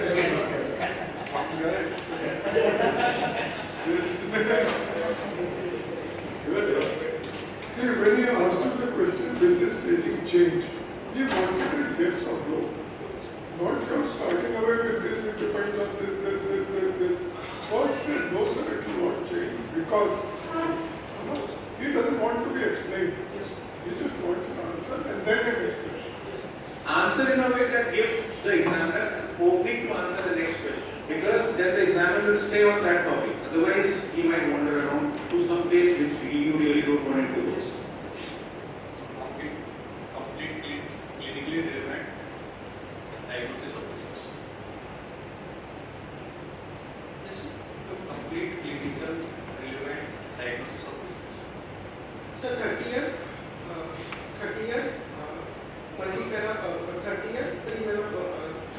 premenopausal woman with CL left breast with stage 2B. Very good. T2 What's your name? Shalin. Shalin, so how will you make a differential diagnosis for this case and discuss about the investigations that you're doing? So this is also already a proven case of carcinoma left breast. So it is a TNBC outside. The patient has been diagnosed outside with carcinoma left breast, invasive ductal carcinoma with triple negative IHC on IHC. How will you investigate this case? Further, sir, I will want to do bilateral USG, US bilateral breast with axilla, and further on, I will do a multidisciplinary discussion. And for metastatic workup, I would like to do detailed. I would like to. Before investigating, you are discussing with the multidisciplinary team or after that? After investigating. So you investigate the patient, Yes. you make your contact, and you Yes. just continue. And you were just jumping into a pit. I would not like to do a PET scan. Yeah, PET scan में आ जाएगा. So, what you won't like, you don't say. The examiner will ask, will you do a PET scan? Understood. Don't jump into a pit.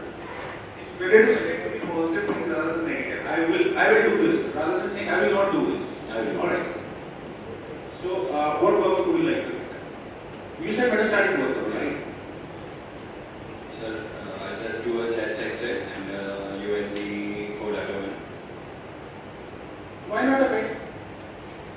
So as it is a T2N1 early disease, it is early breast cancer disease, and the patient doesn't have any symptoms suggestive of any metastatic disease. Okay, what are the symptoms you looked at? From his history, just tell me from his history. Lower back pain, any difficulty in breathing or cough, persistent cough, and headache or abdominal pain. Patient says that she has a lump in her left leg, opposite axilla, which is hard 8 centimeters. 8 centimeters. Opposite axilla. Definitely is a weird investigate. How? But see, I get a picture in the US only, which I am already doing. And if it's a hard lump, I also need a tissue diagnosis. I also get a tissue diagnosis. And also I rule out generalized lymphadenopathy or without a lymphoma in this case. The lymphoma, first differential because lymphoma in this case now. I think a breast lump. Or metastatic contractile axillary lymph node, dull mass. Define generalized lymphadenopathy. Involvement of two non-contiguous lymph nodes group. So both the axilla are contiguous or non-contiguous? Non-contiguous. It will. Would you like to do an MRI for this patient? Considering the age and it would be dense breast, so yes, and also the patient had a complaint of bilateral breast lump, although we didn't have any clinical findings, but considering the age. But the ultrasound does not show any lump in the contralateral breast. Would you still like to go for an MRI for this patient? Yes, sir. You have to explain the reasons. Why would you like to go for an MRI? BCS and microcalcification. Hypercalcification in MRI scan. What are the indications of MRI in breast? Females with dense breast or considering family history, the patient has family history of breast cancer, younger age group, females, and TNBC, in case of TNBC. Usually you want to do MRI scan. Would you like to do an MRI in all TNBCs? He wants to say something. You wanted to say something. So suppose the patient, if we are planning for de-escalation of the surgery, sir. So if we want BCS, so The lump to breast ratio in this patient is favorable. So you de-escalation is another thing. You have option over BCS. multicentricity, sir. If the patient is having multicentric presentation, then the patient cannot be taken up for BCS, sir. He will end up, she will not be. Difference between multifocality and multicentricity question.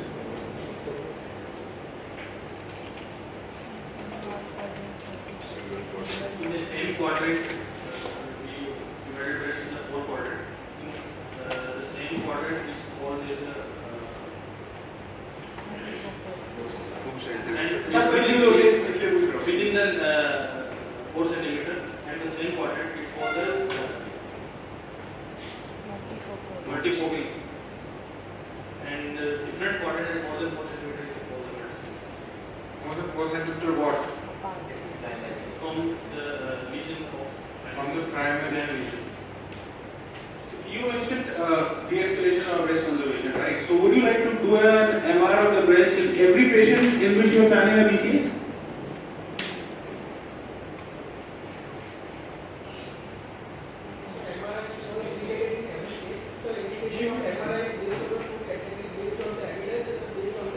Right.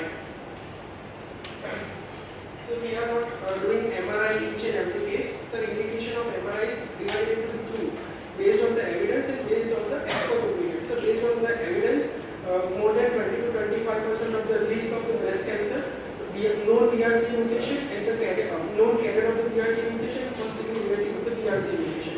Based on the expert opinion, known case of Lee-Fraumeni benign dual carpal syndrome. Second one is the prior history of the radiation. That's it.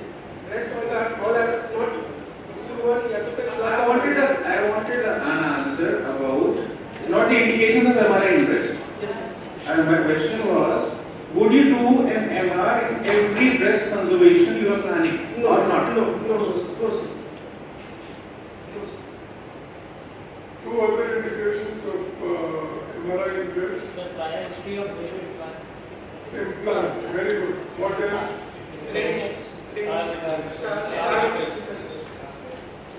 BCS already done and you want to find out. Then, what is the harmful this thing of doing MRI in every case?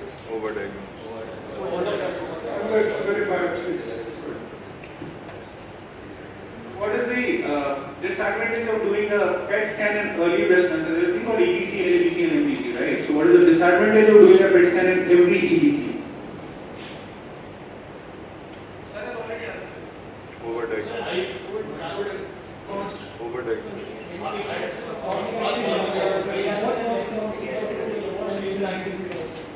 Same as an Sir has already answered. upstate. What is the final diagnosis? Take the Right. mic. 30-year premenopausal lady with left CA breast, stage C2 and 1 and 0, stage 2B. TNBC, triple negative. How will you proceed?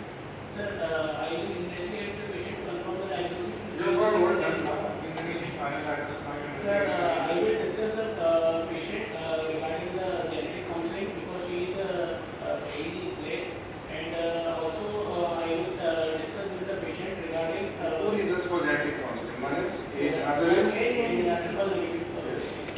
and I will also like to discuss with the patient regarding PCS and you discuss the case in multidisciplinary, which should include what specialties?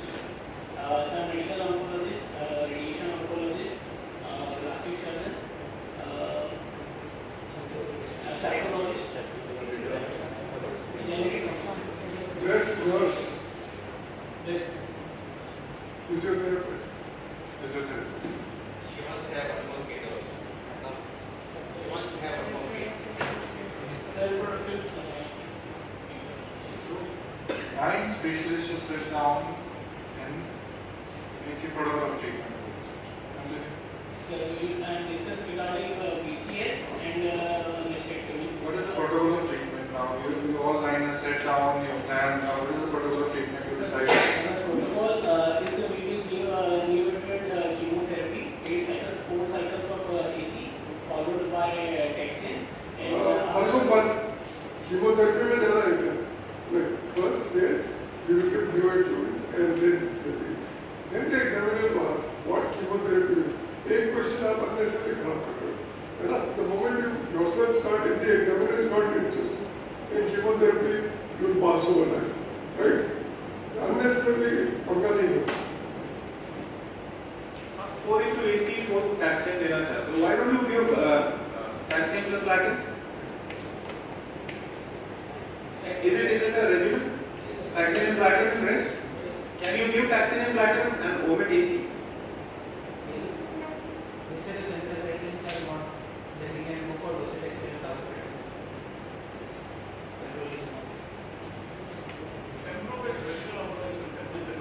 बोल दिया, पैम्ब्रो बोल दिया. Bro, मत बोलना. पैम्ब्रो क्या होता है, कहाँ एक्ट करता है, राइबोन्यूक्लियस में, कहाँ डीएनए में, कहीं जो है, कौन सा कैल्शियम चैनल. MAB का फुल फॉर्म से शुरू हो गया, सर ने बोल रहे हम पहुंच जाएंगे, honestly. Umesh, what is the protocol of treatment you have decided? What does it mean?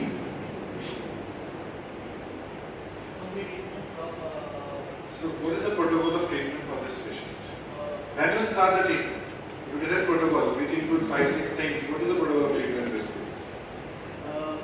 30 years female patient. वो हो गया है, protocol होता है sir. Neoadjuvant chemotherapy, followed by surgery, followed by according to structural report. I further this arthritis. Radiation. You want to say something? Take the mic. We have to, the patient is having M1 disease, we will be doing FNAC of the lymph node to prove whether it is having malignancy or not. Then we are moving forward with the neoadjuvant chemotherapy and we will be assessing the response. The patient after When would you assess the response after neoadjuvant? Replacement after if patient wants PCS, replacement after 2 cycles of chemotherapy. After 2 cycles of chemotherapy, you will place the flip. Why so? Why not before? Because he wants to know that how to this human races inside from central was Suppose after 2 cycles there is no tumor, how will you place Where will you place the tip now? There is clinical, metabolic, radiological CR after 2 cycles of AC. So where do you place the tip now?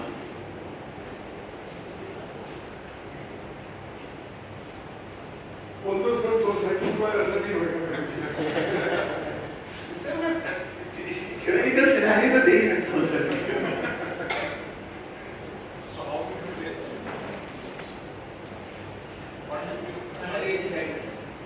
Under age guidance, they fix the lung and mark the central point of the lung, and then measurement the deepening of the surface of the lung skin, and then keep the place the clean metal lip at the center of the body. Do not prefer more clip on the periphery.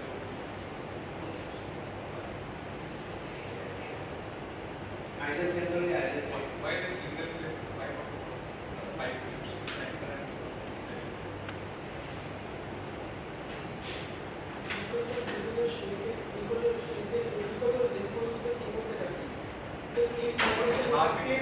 Clip migration will be there. Also, during the surgery, it will. how it migrate? It will migrate in this case. Displacement will be there. What displacement? Tumor will be less and there will be no space. And post response will be. But in rest, we have to go for the newer margins. We don't go by the original margins. So we need only negative 8.21 proportion. 2 mm margin portion. So in case it's not like it's very good. It's in case of margins. If you have facility of road, then really we are in a resource constraint country. So How many people have seen clip placement and you've done? The procedure should be seen wherever they are doing preoperatively. Tell the IR people at least place 2 or 3 clips, right? Because in the theatre it becomes very difficult for the sonologist to find out that clip, because our machine and probably all machines in the theatre will not be as good as in the radiology department. So locating that will become a problem and you waste a lot of time in the theatre, right? So once you localize that clip in sonography, what will you do? In the theatre or table? Localize, okay, sonography वाले बता देंगे, फिर क्या होगा? How will you mark it? You pen से mark कर दोगे और फिर अपने आप जाके निकालोगे. So you get this needle or a guide wire or something there, so, and then you take it out. After that, what do you do? Specimen mammogram, right? And after that, what do you do? Frozen inspection, frozen distance, right? On the margin. Don't send that straight away to the frozen section and then do a mammogram on the region. Dr. Deepak Singh, how do you do sentinel node biopsy in this case? Procedure and detail. various method of the sentinel node biopsy. How will you do in this case? Sir, I will do sentinel node biopsy in 40. We after the petting and dragging, we using a ICG type. So you plan MRM or BCS? You plan whatever. So say you plan MRM or BCS? I plan BCS with the axillary lymph node, sentinel lymph node biopsy. So first I put this ICG type at the very end. अरे बहुत rich country में है ICG और कुछ नहीं. We also What are the various methods? we First you have to tell him what are the various methods. You can use a blue dye, you can use a you can use a तीनों methods बता के then you start. So we use ICG and we also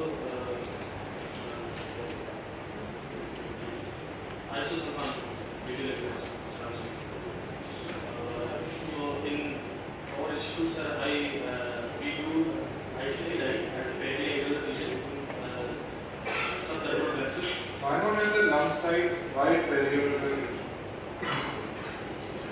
Sir, both we can do the very regular and the very tumor sites. Very tumoral. Both we can do. Intratumoral should be done. No center Why? because we want the respirating channels of the tumor. So we around the tumor, not in the. Suppose service said that you have to infiltrate lignocaine. Do you infiltrate lignocaine? Different surgery. Sir, सब बता दो लेखक में क्या बोल रहे हैं और तुम पेशेंट का एनेस्थेटाइज्ड है और लिग्नोकेन लगा रहे हैं क्यों service said you don't infiltrate. Answer They were definitely done by Tata.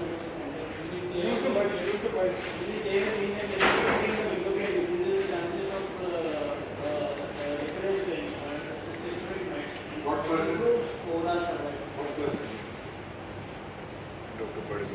50%. 50% will be too high. I don't want to give up therapy very at all. Sir, not 10%. 10%.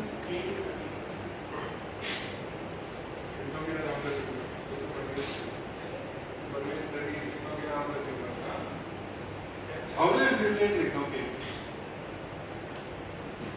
You said you will infiltrate. How do you do it?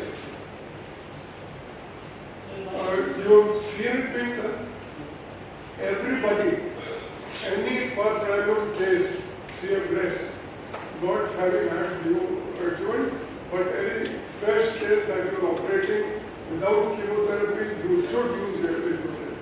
Such a simple thing, right? Everybody should use it. Means 5% alone reduction. He should 5%.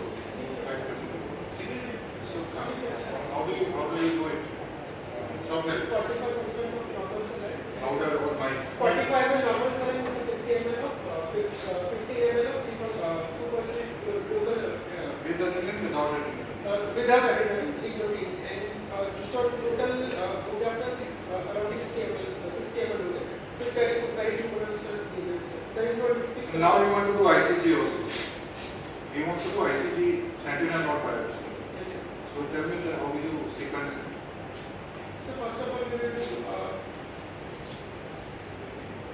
ICD first, sir. Then we will Any comments, experts, sir?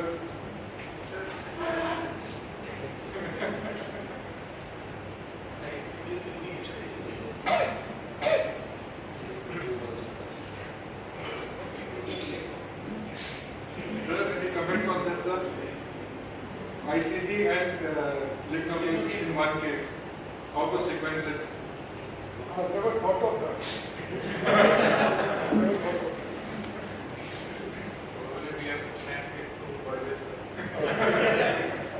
So what last case we did was that we first did ICG and the sentinel and then HMD.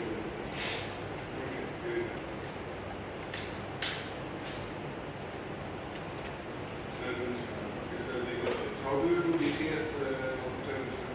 Agrawal? Yeah. Steps of BCS. So I would like to do oncoplastic surgery in this case. The steps would involve first of all marking the incision, which will be as this is in an upper outer quadrant. I would like to take the incision circumvalular and then make the incision and raise skin flaps. The flaps will be determined and also the nipple area complex will be determined. Then I will do a full thickness excision of the defect. Before detaching the specimen, I would like to What is the margin for DCIS? 2 mm. Pure DCIS 2 mm. What is the margin for infiltrating breast cancer? No. So I will do a full thickness defect of the specimen of the tumor. Then I will also orient it before detaching it. How do you orient? So the short superior and long lateral two stitches will be taken. Then I don't want to link. so I You said no margin on it. So you link or you don't know? So I will put a clip base. What about the rest of the margins on top? Tumor is great animation. On the base one clip, what about the rest of the margins? So orientation sutures will be taken in all 4 directions, and at the base it will be clipped, so all 4, 5 directions I have already marked.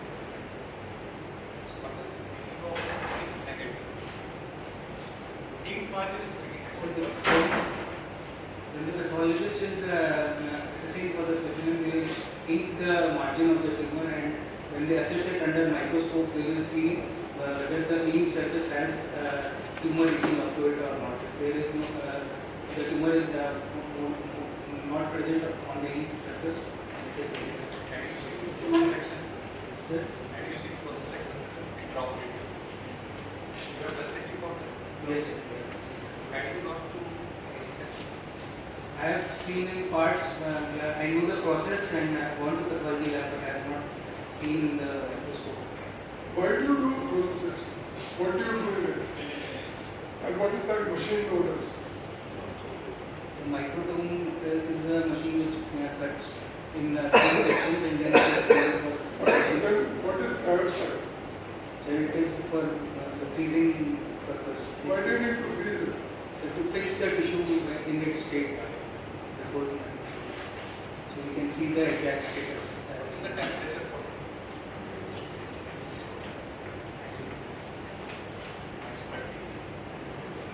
I'll give you some statistics. The risk of recurrence is reduced by about 26% by use of xylocaine, and the risk of death by about 29%. The 5-year disease-free survival rate was 86.6% for patients who received lidocaine compared to 82.6% for those who did not. And the 5-year overall rate was also higher in lidocaine group as 90% and as compared to 86 in the control group. So risk of recurrence increased by about 26% if you don't use it, and risk of death 29%. So meta area is in the bar.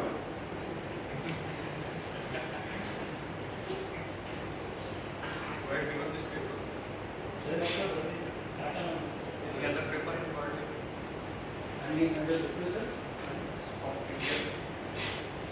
Any good publication regarding in India, so other parts of the world?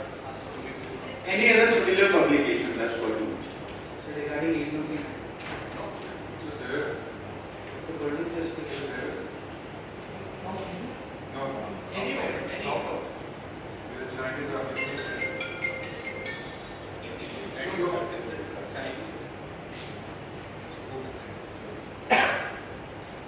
Okay, Ashish. Post-operative management of what surgery he has done. We've done a BCS with sentinel lymph node biopsy. We've done a breast conservation surgery followed by sentinel lymph node biopsy. We've not needed to do a completion axillary lymph node dissection here, and the patient has been shifted to the ward. The patient can be started immediately on upper limb physiotherapy exercises to be started right away on post-operative day 1. And if you have placed a drain, a vacuum suction drain in the axilla, if the drain is minimal over the next couple of days, it can be removed, and the patient can be discharged and followed up with the post-operative histopathology report, and then we can plan further adjuvant treatment. The patient is a case of triple-negative breast cancer, so she will need adjuvant therapy. Depending on the post-operative histopathology specimen, we are looking for high-risk features, especially lymphovascular invasion, perineural invasion if there is, and particularly the grade, and once again to the preoperative histopathology biopsy on IHC is triple negative, we will confirm that once again, and depending on that we will plan the adjuvant treatment.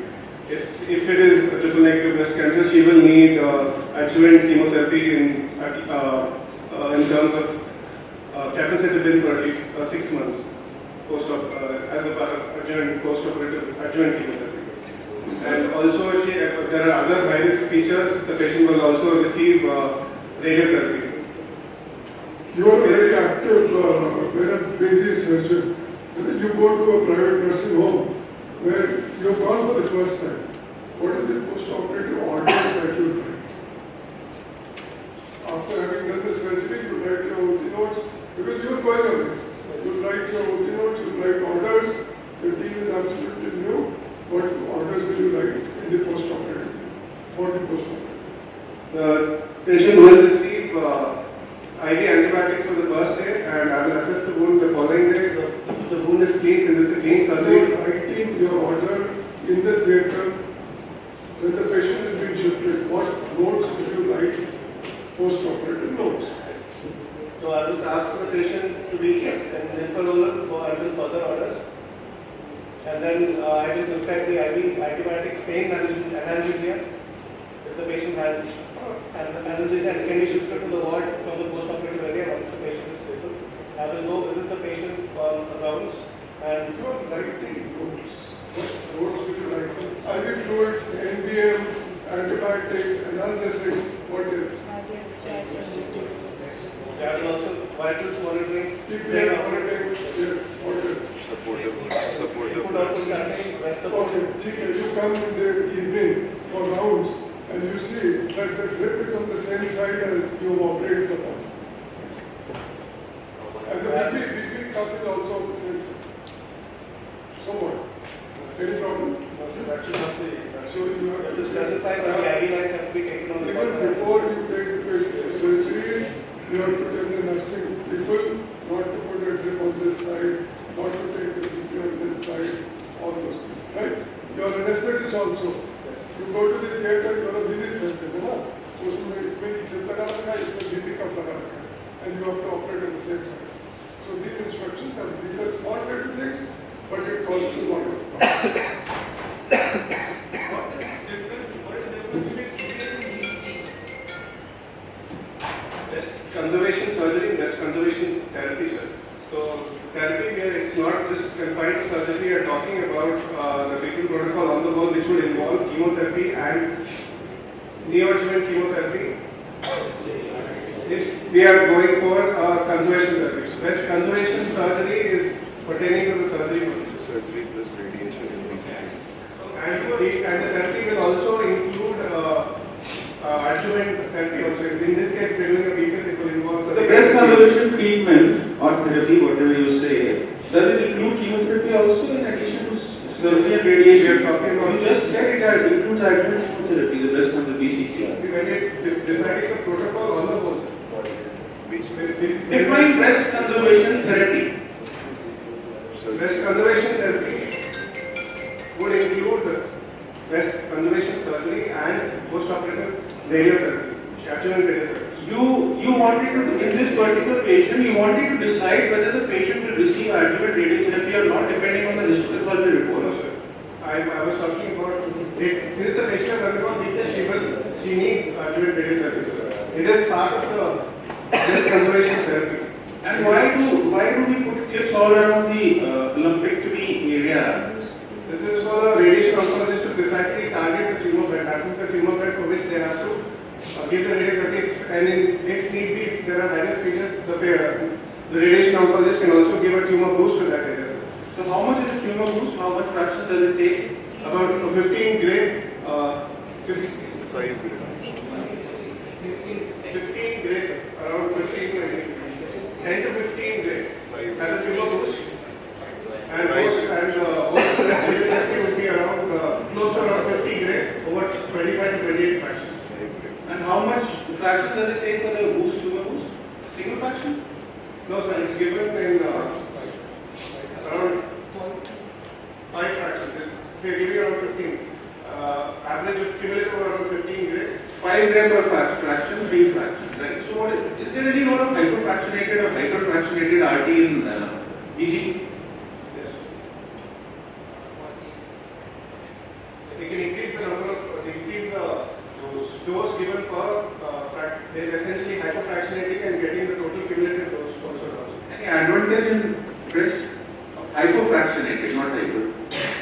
I know that hyperfractionation duration, I'm sure from the evidence for duration decreases, and the patient can, and overall radio, the ill effects of radio toxicity also decrease while achieving the same oncological outcome.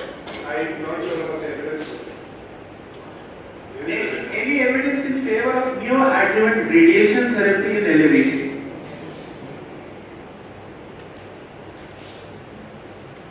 Mani sir and Nitin sir can answer these questions.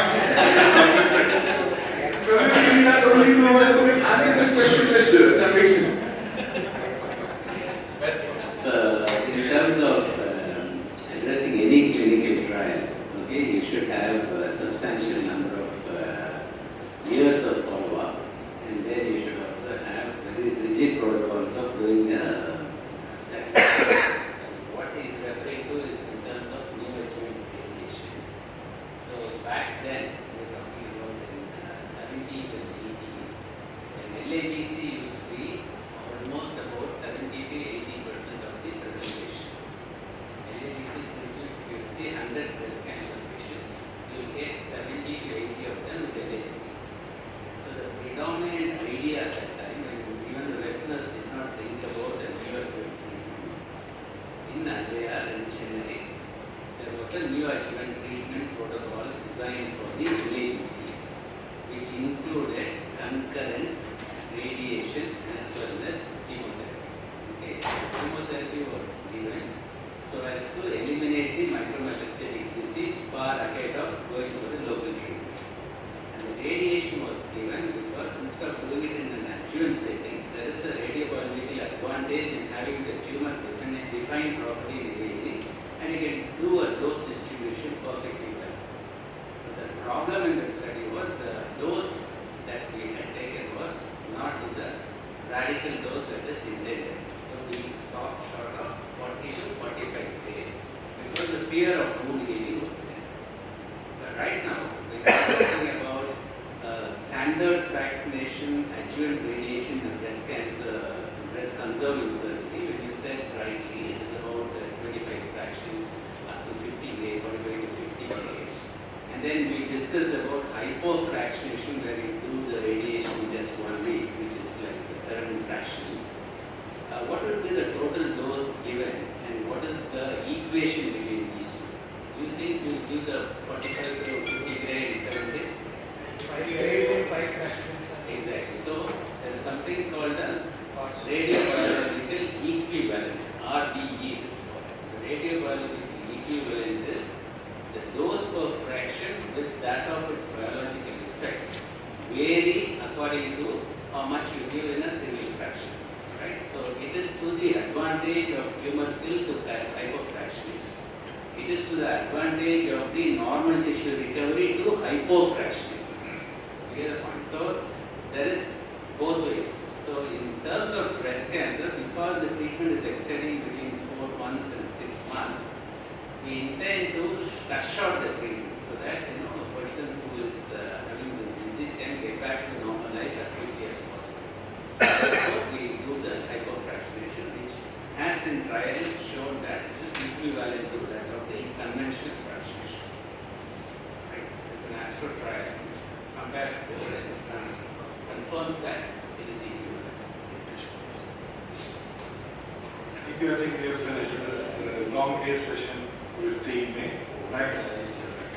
Thank you guys. Did well. So I request now our next session, which will be addressed by Mani sir, will bless us, and then followed by a photo session, and then there will be a talk lecture by Dr. Mani, followed by end of the conference. I request Mani sir, please say a few words to us, guide us also, and bless us and ask you. I'm not a godman of this area of you, so I'm going to wish you well. Okay, I'm going to wish you well for 2 reasons. One, you must be very knowledgeable, not because you want to do just an ethical practice in oncology, because that is getting very, very diluted. So I want you guys to all be very stringent in terms of ethical values, and that should be backed by sound medical and science knowledge. So that is fundamental. Okay. The second thing is, more importantly, I think you guys should move the field forward. I don't think you should sit down and compare with somebody what they've done in the United States or in Europe and follow the same. Rather, we set the trend. And when we set the trend, you have to be very, very innovative in what you want to do. See, various things are happening in the name of innovation, that the boys go to peripheries and try and do things which are probably not to be considered as innovation, but too much of an adventure.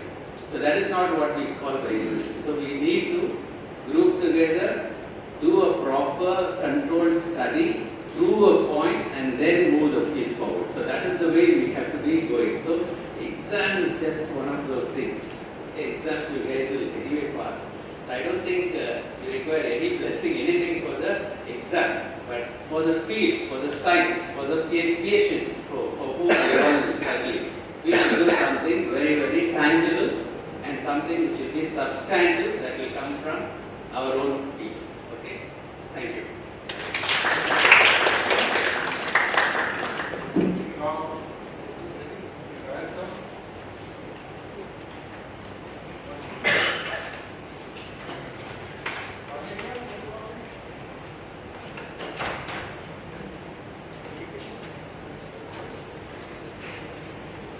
In continuation of what Malika said,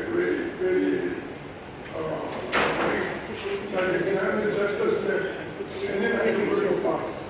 So this would not be the ultimate aim. You should aim very high.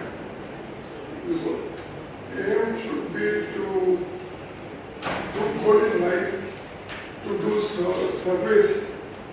You are a very rare breed who has been placed in this position that you can serve humanity. So that should be your main motto, how you can serve the humanity, do ethical practice, don't run after money. If you run after money, there is a negative, positive sort of a thing. The more you run after money, the more money runs away. No? So, and if you run away from money, the money will follow you. So money should not be the prime consideration. You need to do service. Money, yes, is important. Money will come anyway. So it is a long-term thing. So don't fall into the trap of easy money, easy service. Right? It is not concluding remarks. We have certificate distribution also. Come also photograph. I'd like to add one thing to what Sharma sir said. Money is a byproduct of good work and ethics. That's what I think.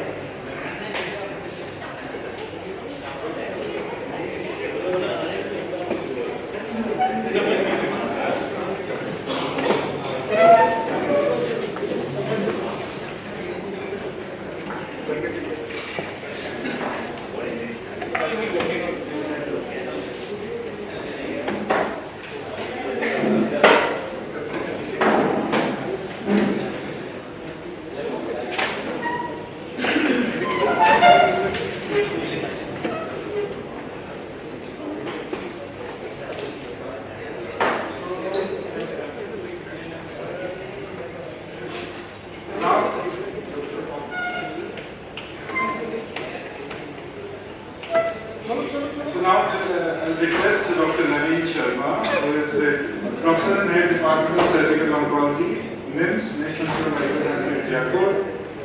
He is MBBS, MS, MRCS, MC in Surgical Oncology. Two things which I didn't see was his diploma in medical legal systems, which is rare. I'm pursuing. मेरा final exam April में बस. But you are pursuing that, right? And he is an MD in hospital analysis. So many degrees he has, very specialties. So welcome. He's a director of cancer clinic. My MD. That's right. Visiting positions at various hospitals in Jaipur. So I'll request Dr. Naveen to come and address us on how to investigate and discuss the exam. I will not speak for 20 minutes. First of all, I'll just speak for 5. Reason being, आप सब लोगों से ऐसी मणि sir is here, Raj Govind Sharma sir is here. Mani sir was Nitin sir's teacher. Nitin sir's friend was my teacher.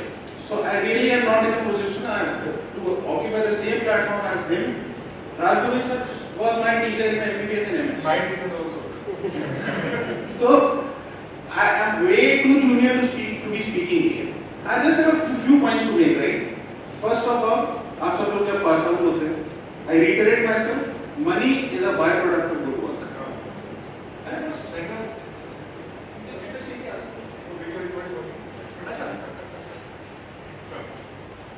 Right. So first thing I want to impress, exam going back, मेरा भी president है sir exam दे रहा है. The examiner wants to pass you. Remember, अब थोड़ा भी बोलोगे ना एग्जामिनर आपको पास करने के लिए, फेल करने के लिए कोई नहीं है. Usual mindset is किसी को कभी फेल नहीं करना है. Because we understand 3 साल MCH में पढ़ने के बाद you deserve to pass. So unless you make blunders, you will not fail. मैंने आरजी शर्मा सर को आज तक किसी को फेल करते हुए नहीं देखा है. Things change. Sir, I'm pretty sure now they will not. I'm pretty sure now they will not. You cannot change. You are still the same. I saw you for the first time in 1996. So you cannot change. The only thing the examiner is trying to find out is whether you are a surgeon who is safe to practice in the outside world. Hippocratic oath, remember, first of all, do no harm. So your examiner is there to find out whether you are safe enough to practice in the outside world. वो आपसे जो question पूछने वाला है वो केवल इसलिए पूछने वाला है, right? So once he finds out that you are a safe surgeon, no one can fail you. Your Viva, if it goes on for 20 to 30 minutes, that means you have already passed. अगर examiner anatomy, physiology, biochemistry, pathology, surgery से उठ के trials पर आपके पास पहुंच गया है, examiner like me, I have already passed it. अगर कोई ट्रायल्स में आ गया तो बिकॉज़ राजगुरु शर्मा सर का एक फेवरेट क्वेश्चन बताता हूं, होमोहेमिक अटैचमेंट याद कर लेना जो भी सर का एग्जाम देने वाला है. He will always ask me the insertion of homohead. I'll ask you, come on, the insertion of homohead.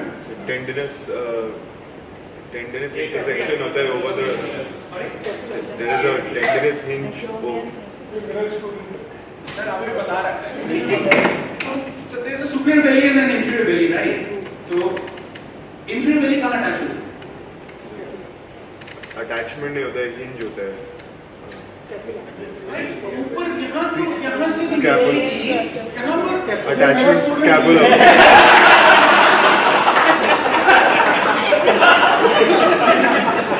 Sir इतना जल्दी dissociate scapular.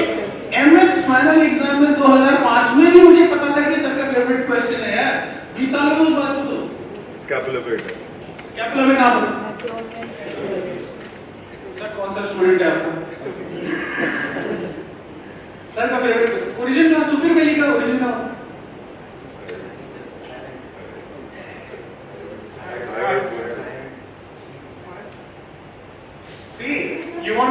surgeon, know your anatomy.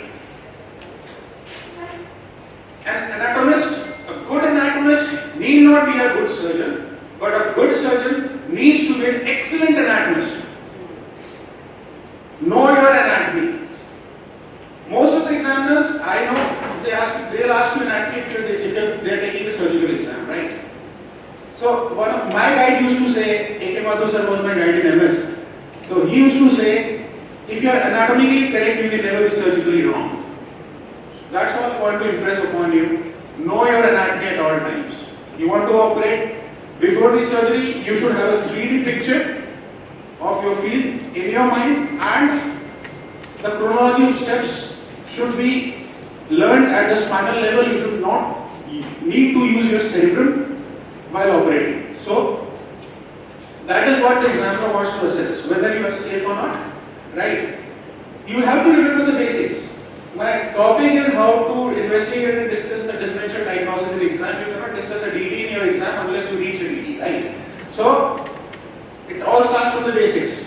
A good history, including the symptomatology, personal history, erection history, early history, past history, history of comorbidities, everything, followed by a good general physical examination, followed by a good local examination. These three things will give you an idea what is the organ system involved in the pathology, right? So, if you have reached the organ system, then you can probably discuss the differential diagnosis. Your differential diagnosis and your investigations. Your investigations are there to, if you have reached a list of say 5 differential diagnoses, your investigations will help you either confirm or rule out 4 of those DBs and you can reach a diagnosis. But your DB, you should be able to speak at least 3 differential diagnoses on the basis of your history, physical examination, local examination. Because 3 से कम में discussion थोड़ा सा मुश्किल हो जाता है, right? Only suggestion I have to make is, I said it yesterday also, I reiterate myself, please do not use abbreviations in your practical exam. It actually is annoying, use of abbreviations, right? So, rather than saying an MRM, you should be saying a modified radical mastectomy. Stop using abbreviations, at least for the duration of your exam.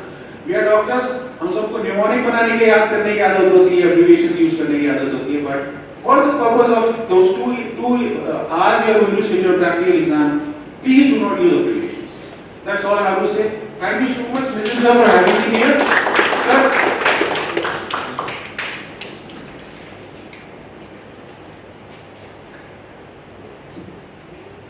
We have almost come to the conclusion of this conference and the 7th Interstate mock examination. I'll request Doctor to bless us. My blessings are always there. And are the residents also after this to come and speak something about your experience? Like I said, my blessings are always with you people. My heart goes out to you people, and you don't know what it is for me to see my students do well. The biggest satisfaction a teacher gets is when their students come and say, "Sir, aapne humko padhaya tha." Right? That is the biggest satisfaction that any teacher can have. And then I ask them, "Kyun acha experience tha hai, bura experience tha?" So, all the blessings and congratulations to Dr. Nitin and his team.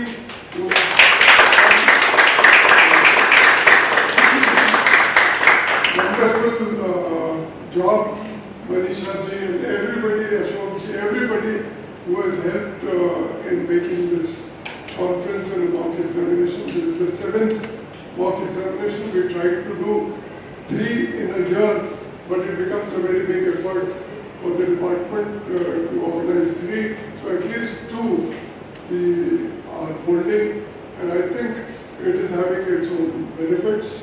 And we see that most of the students do very well. In the evening we have an anatomy class. Everybody should join that class. Everybody should participate actively. Those who don't know about that class, ask your friends in either SMS or Mahatma Gandhi. so that you can be part of that anatomy group. We just make diagrams and any recent advances or anything, any information or fellowships. Yes, fellowships are available. If you people want to go for any conference, you want to go for any workshop abroad or in any national region also, we help those students. We have fellowships given by the Rajasthan Cancer Society.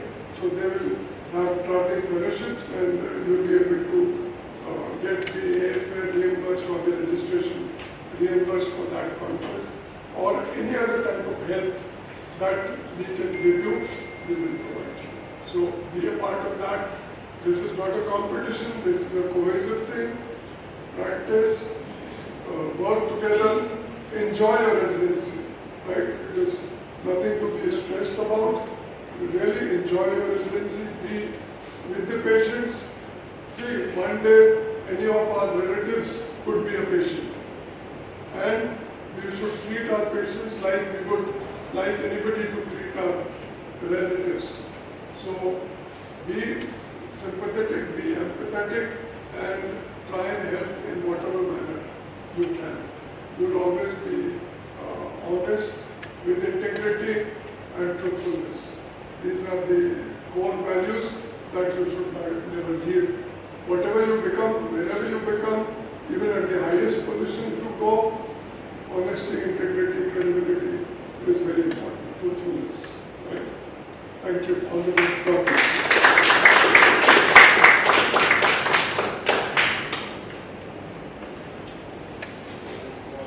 We'll go for the last card and some then discussions.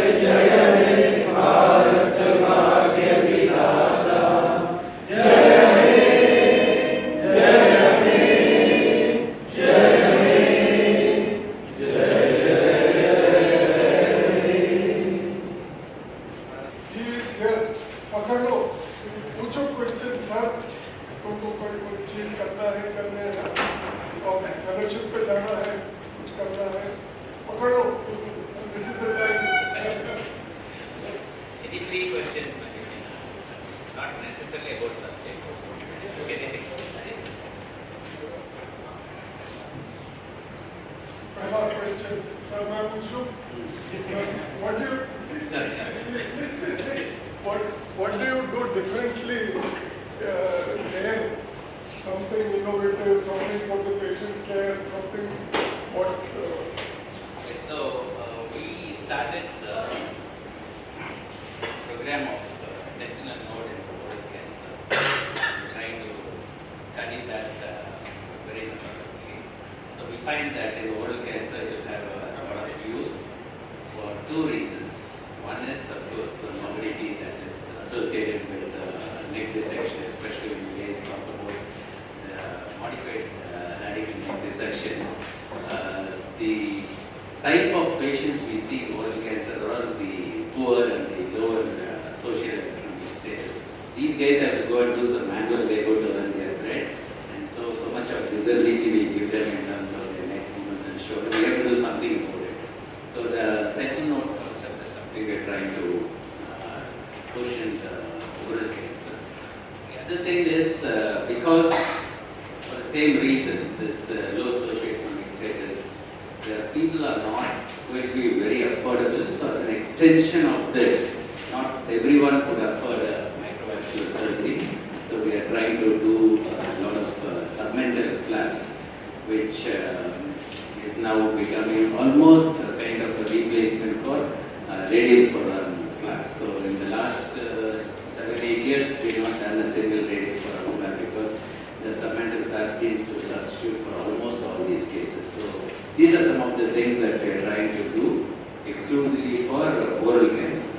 So likewise, we tend to do other things in terms of basic science research and so on and so forth.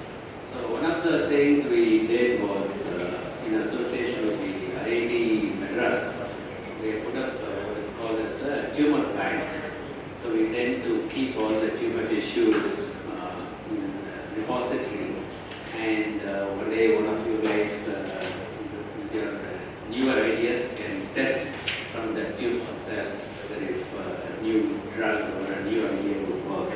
So this is something that we have been doing for almost now 10 years. So those things are also happening. So when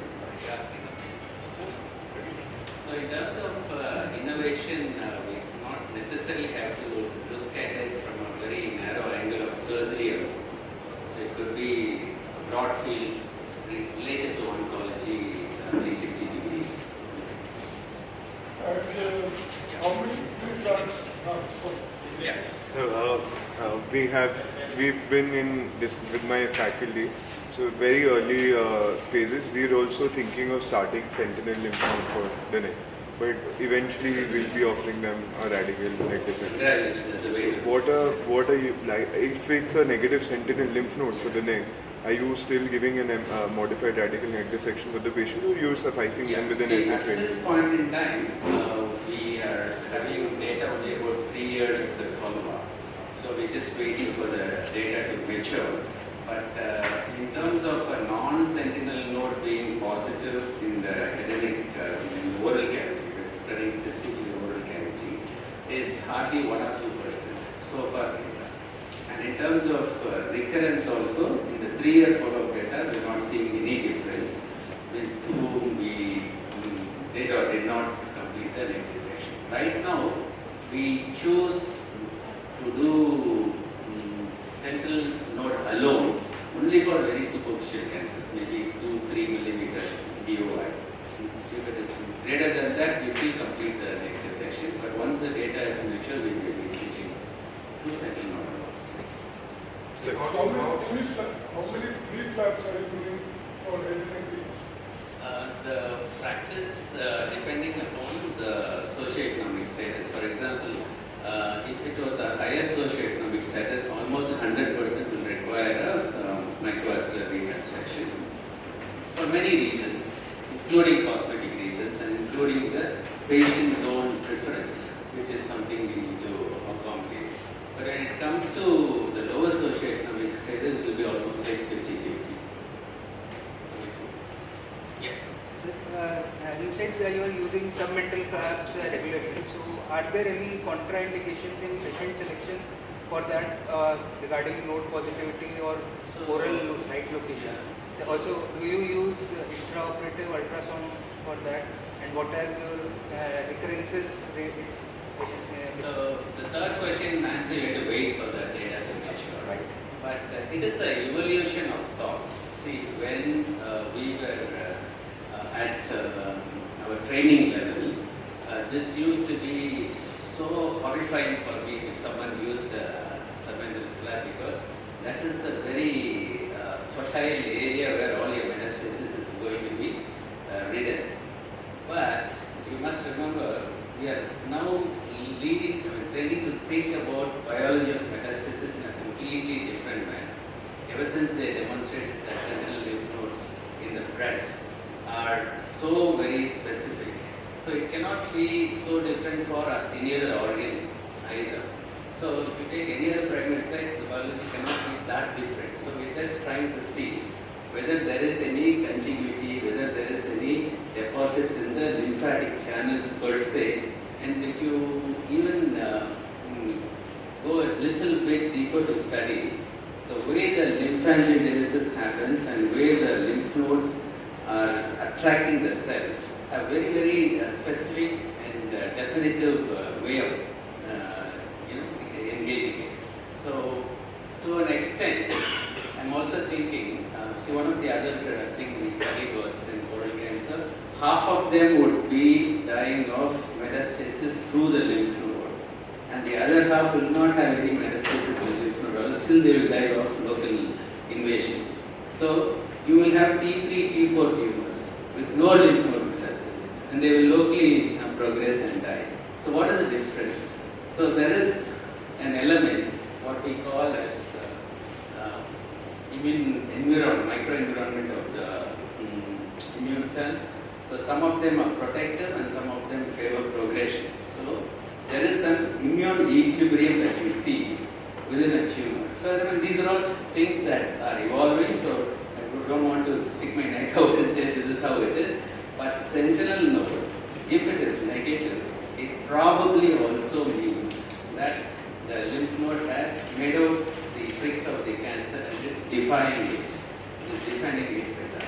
But if it allows progression in the sentinel node, it tends to mean that it is going to be distally metastatic. So that is the hypothesis.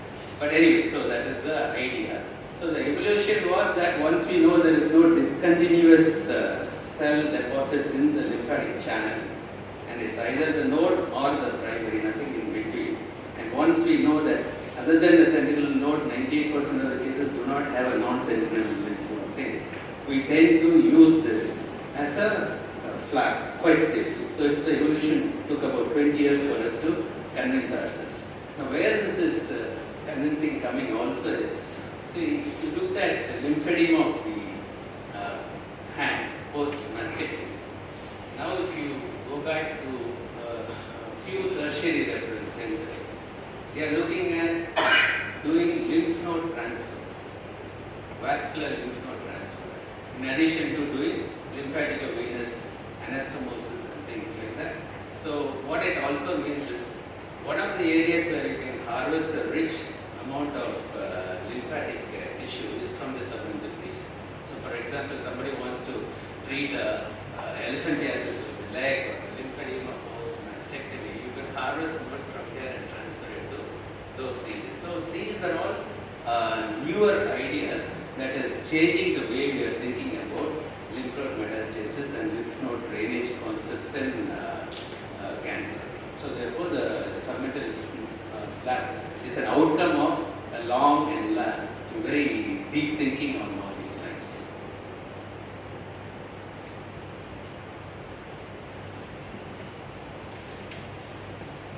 Any other questions?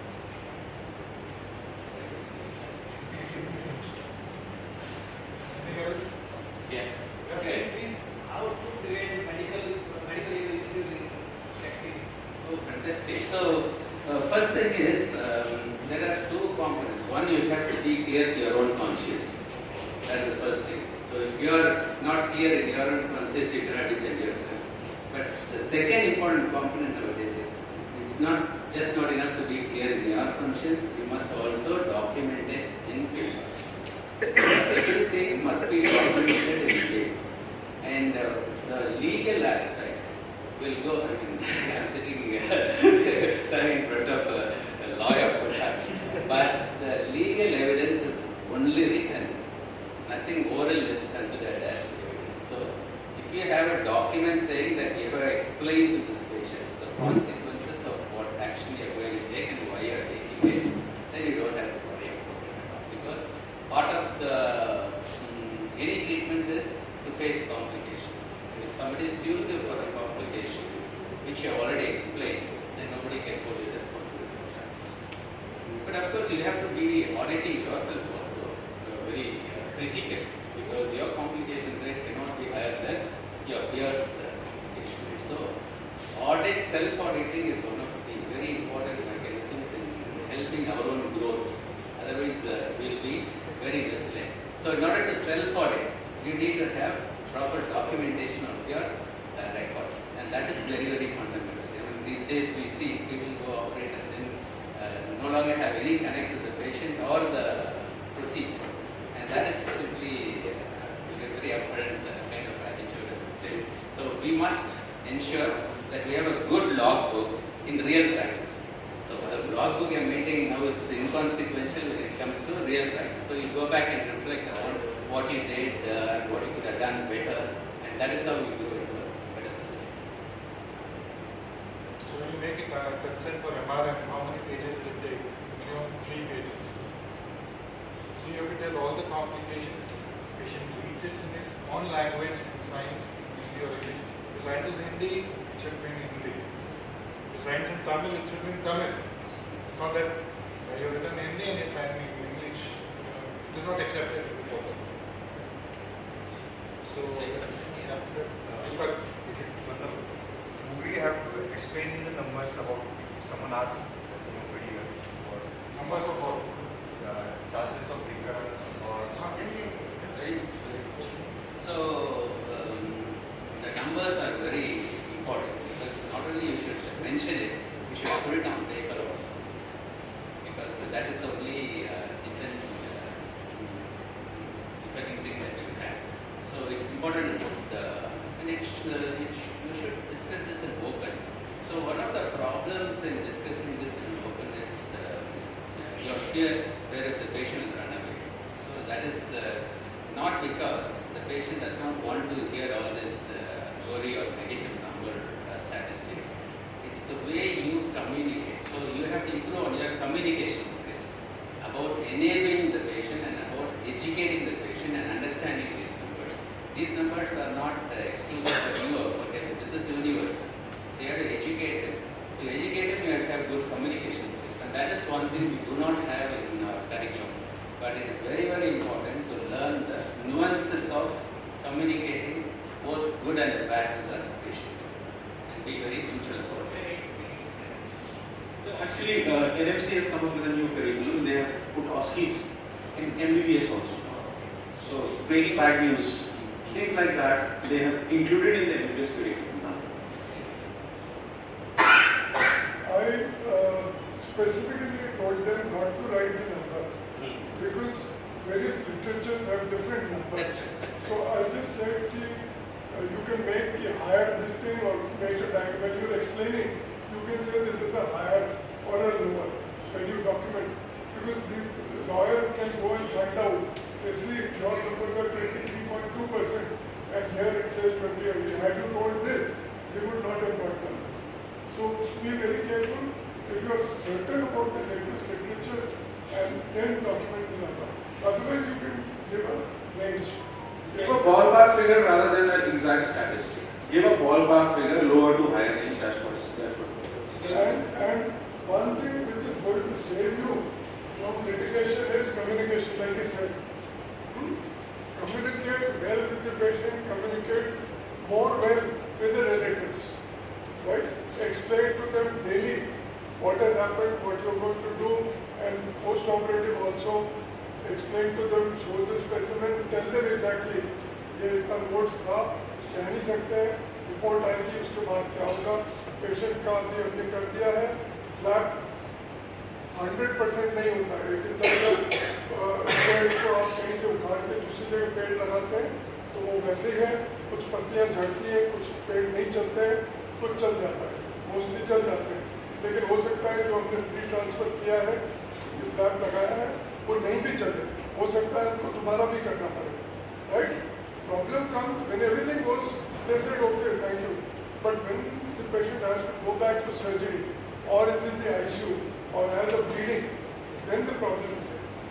Relatives have come and said, have you explained to this? हम नहीं करवाते, हम तो बॉम्बे चले जाते हैं, आपने हमको बताया नहीं कभी, ठीक है? So communication is the most important thing. और जैसे हम ना अच्छे शासन के पास ऐसे बोलते हैं people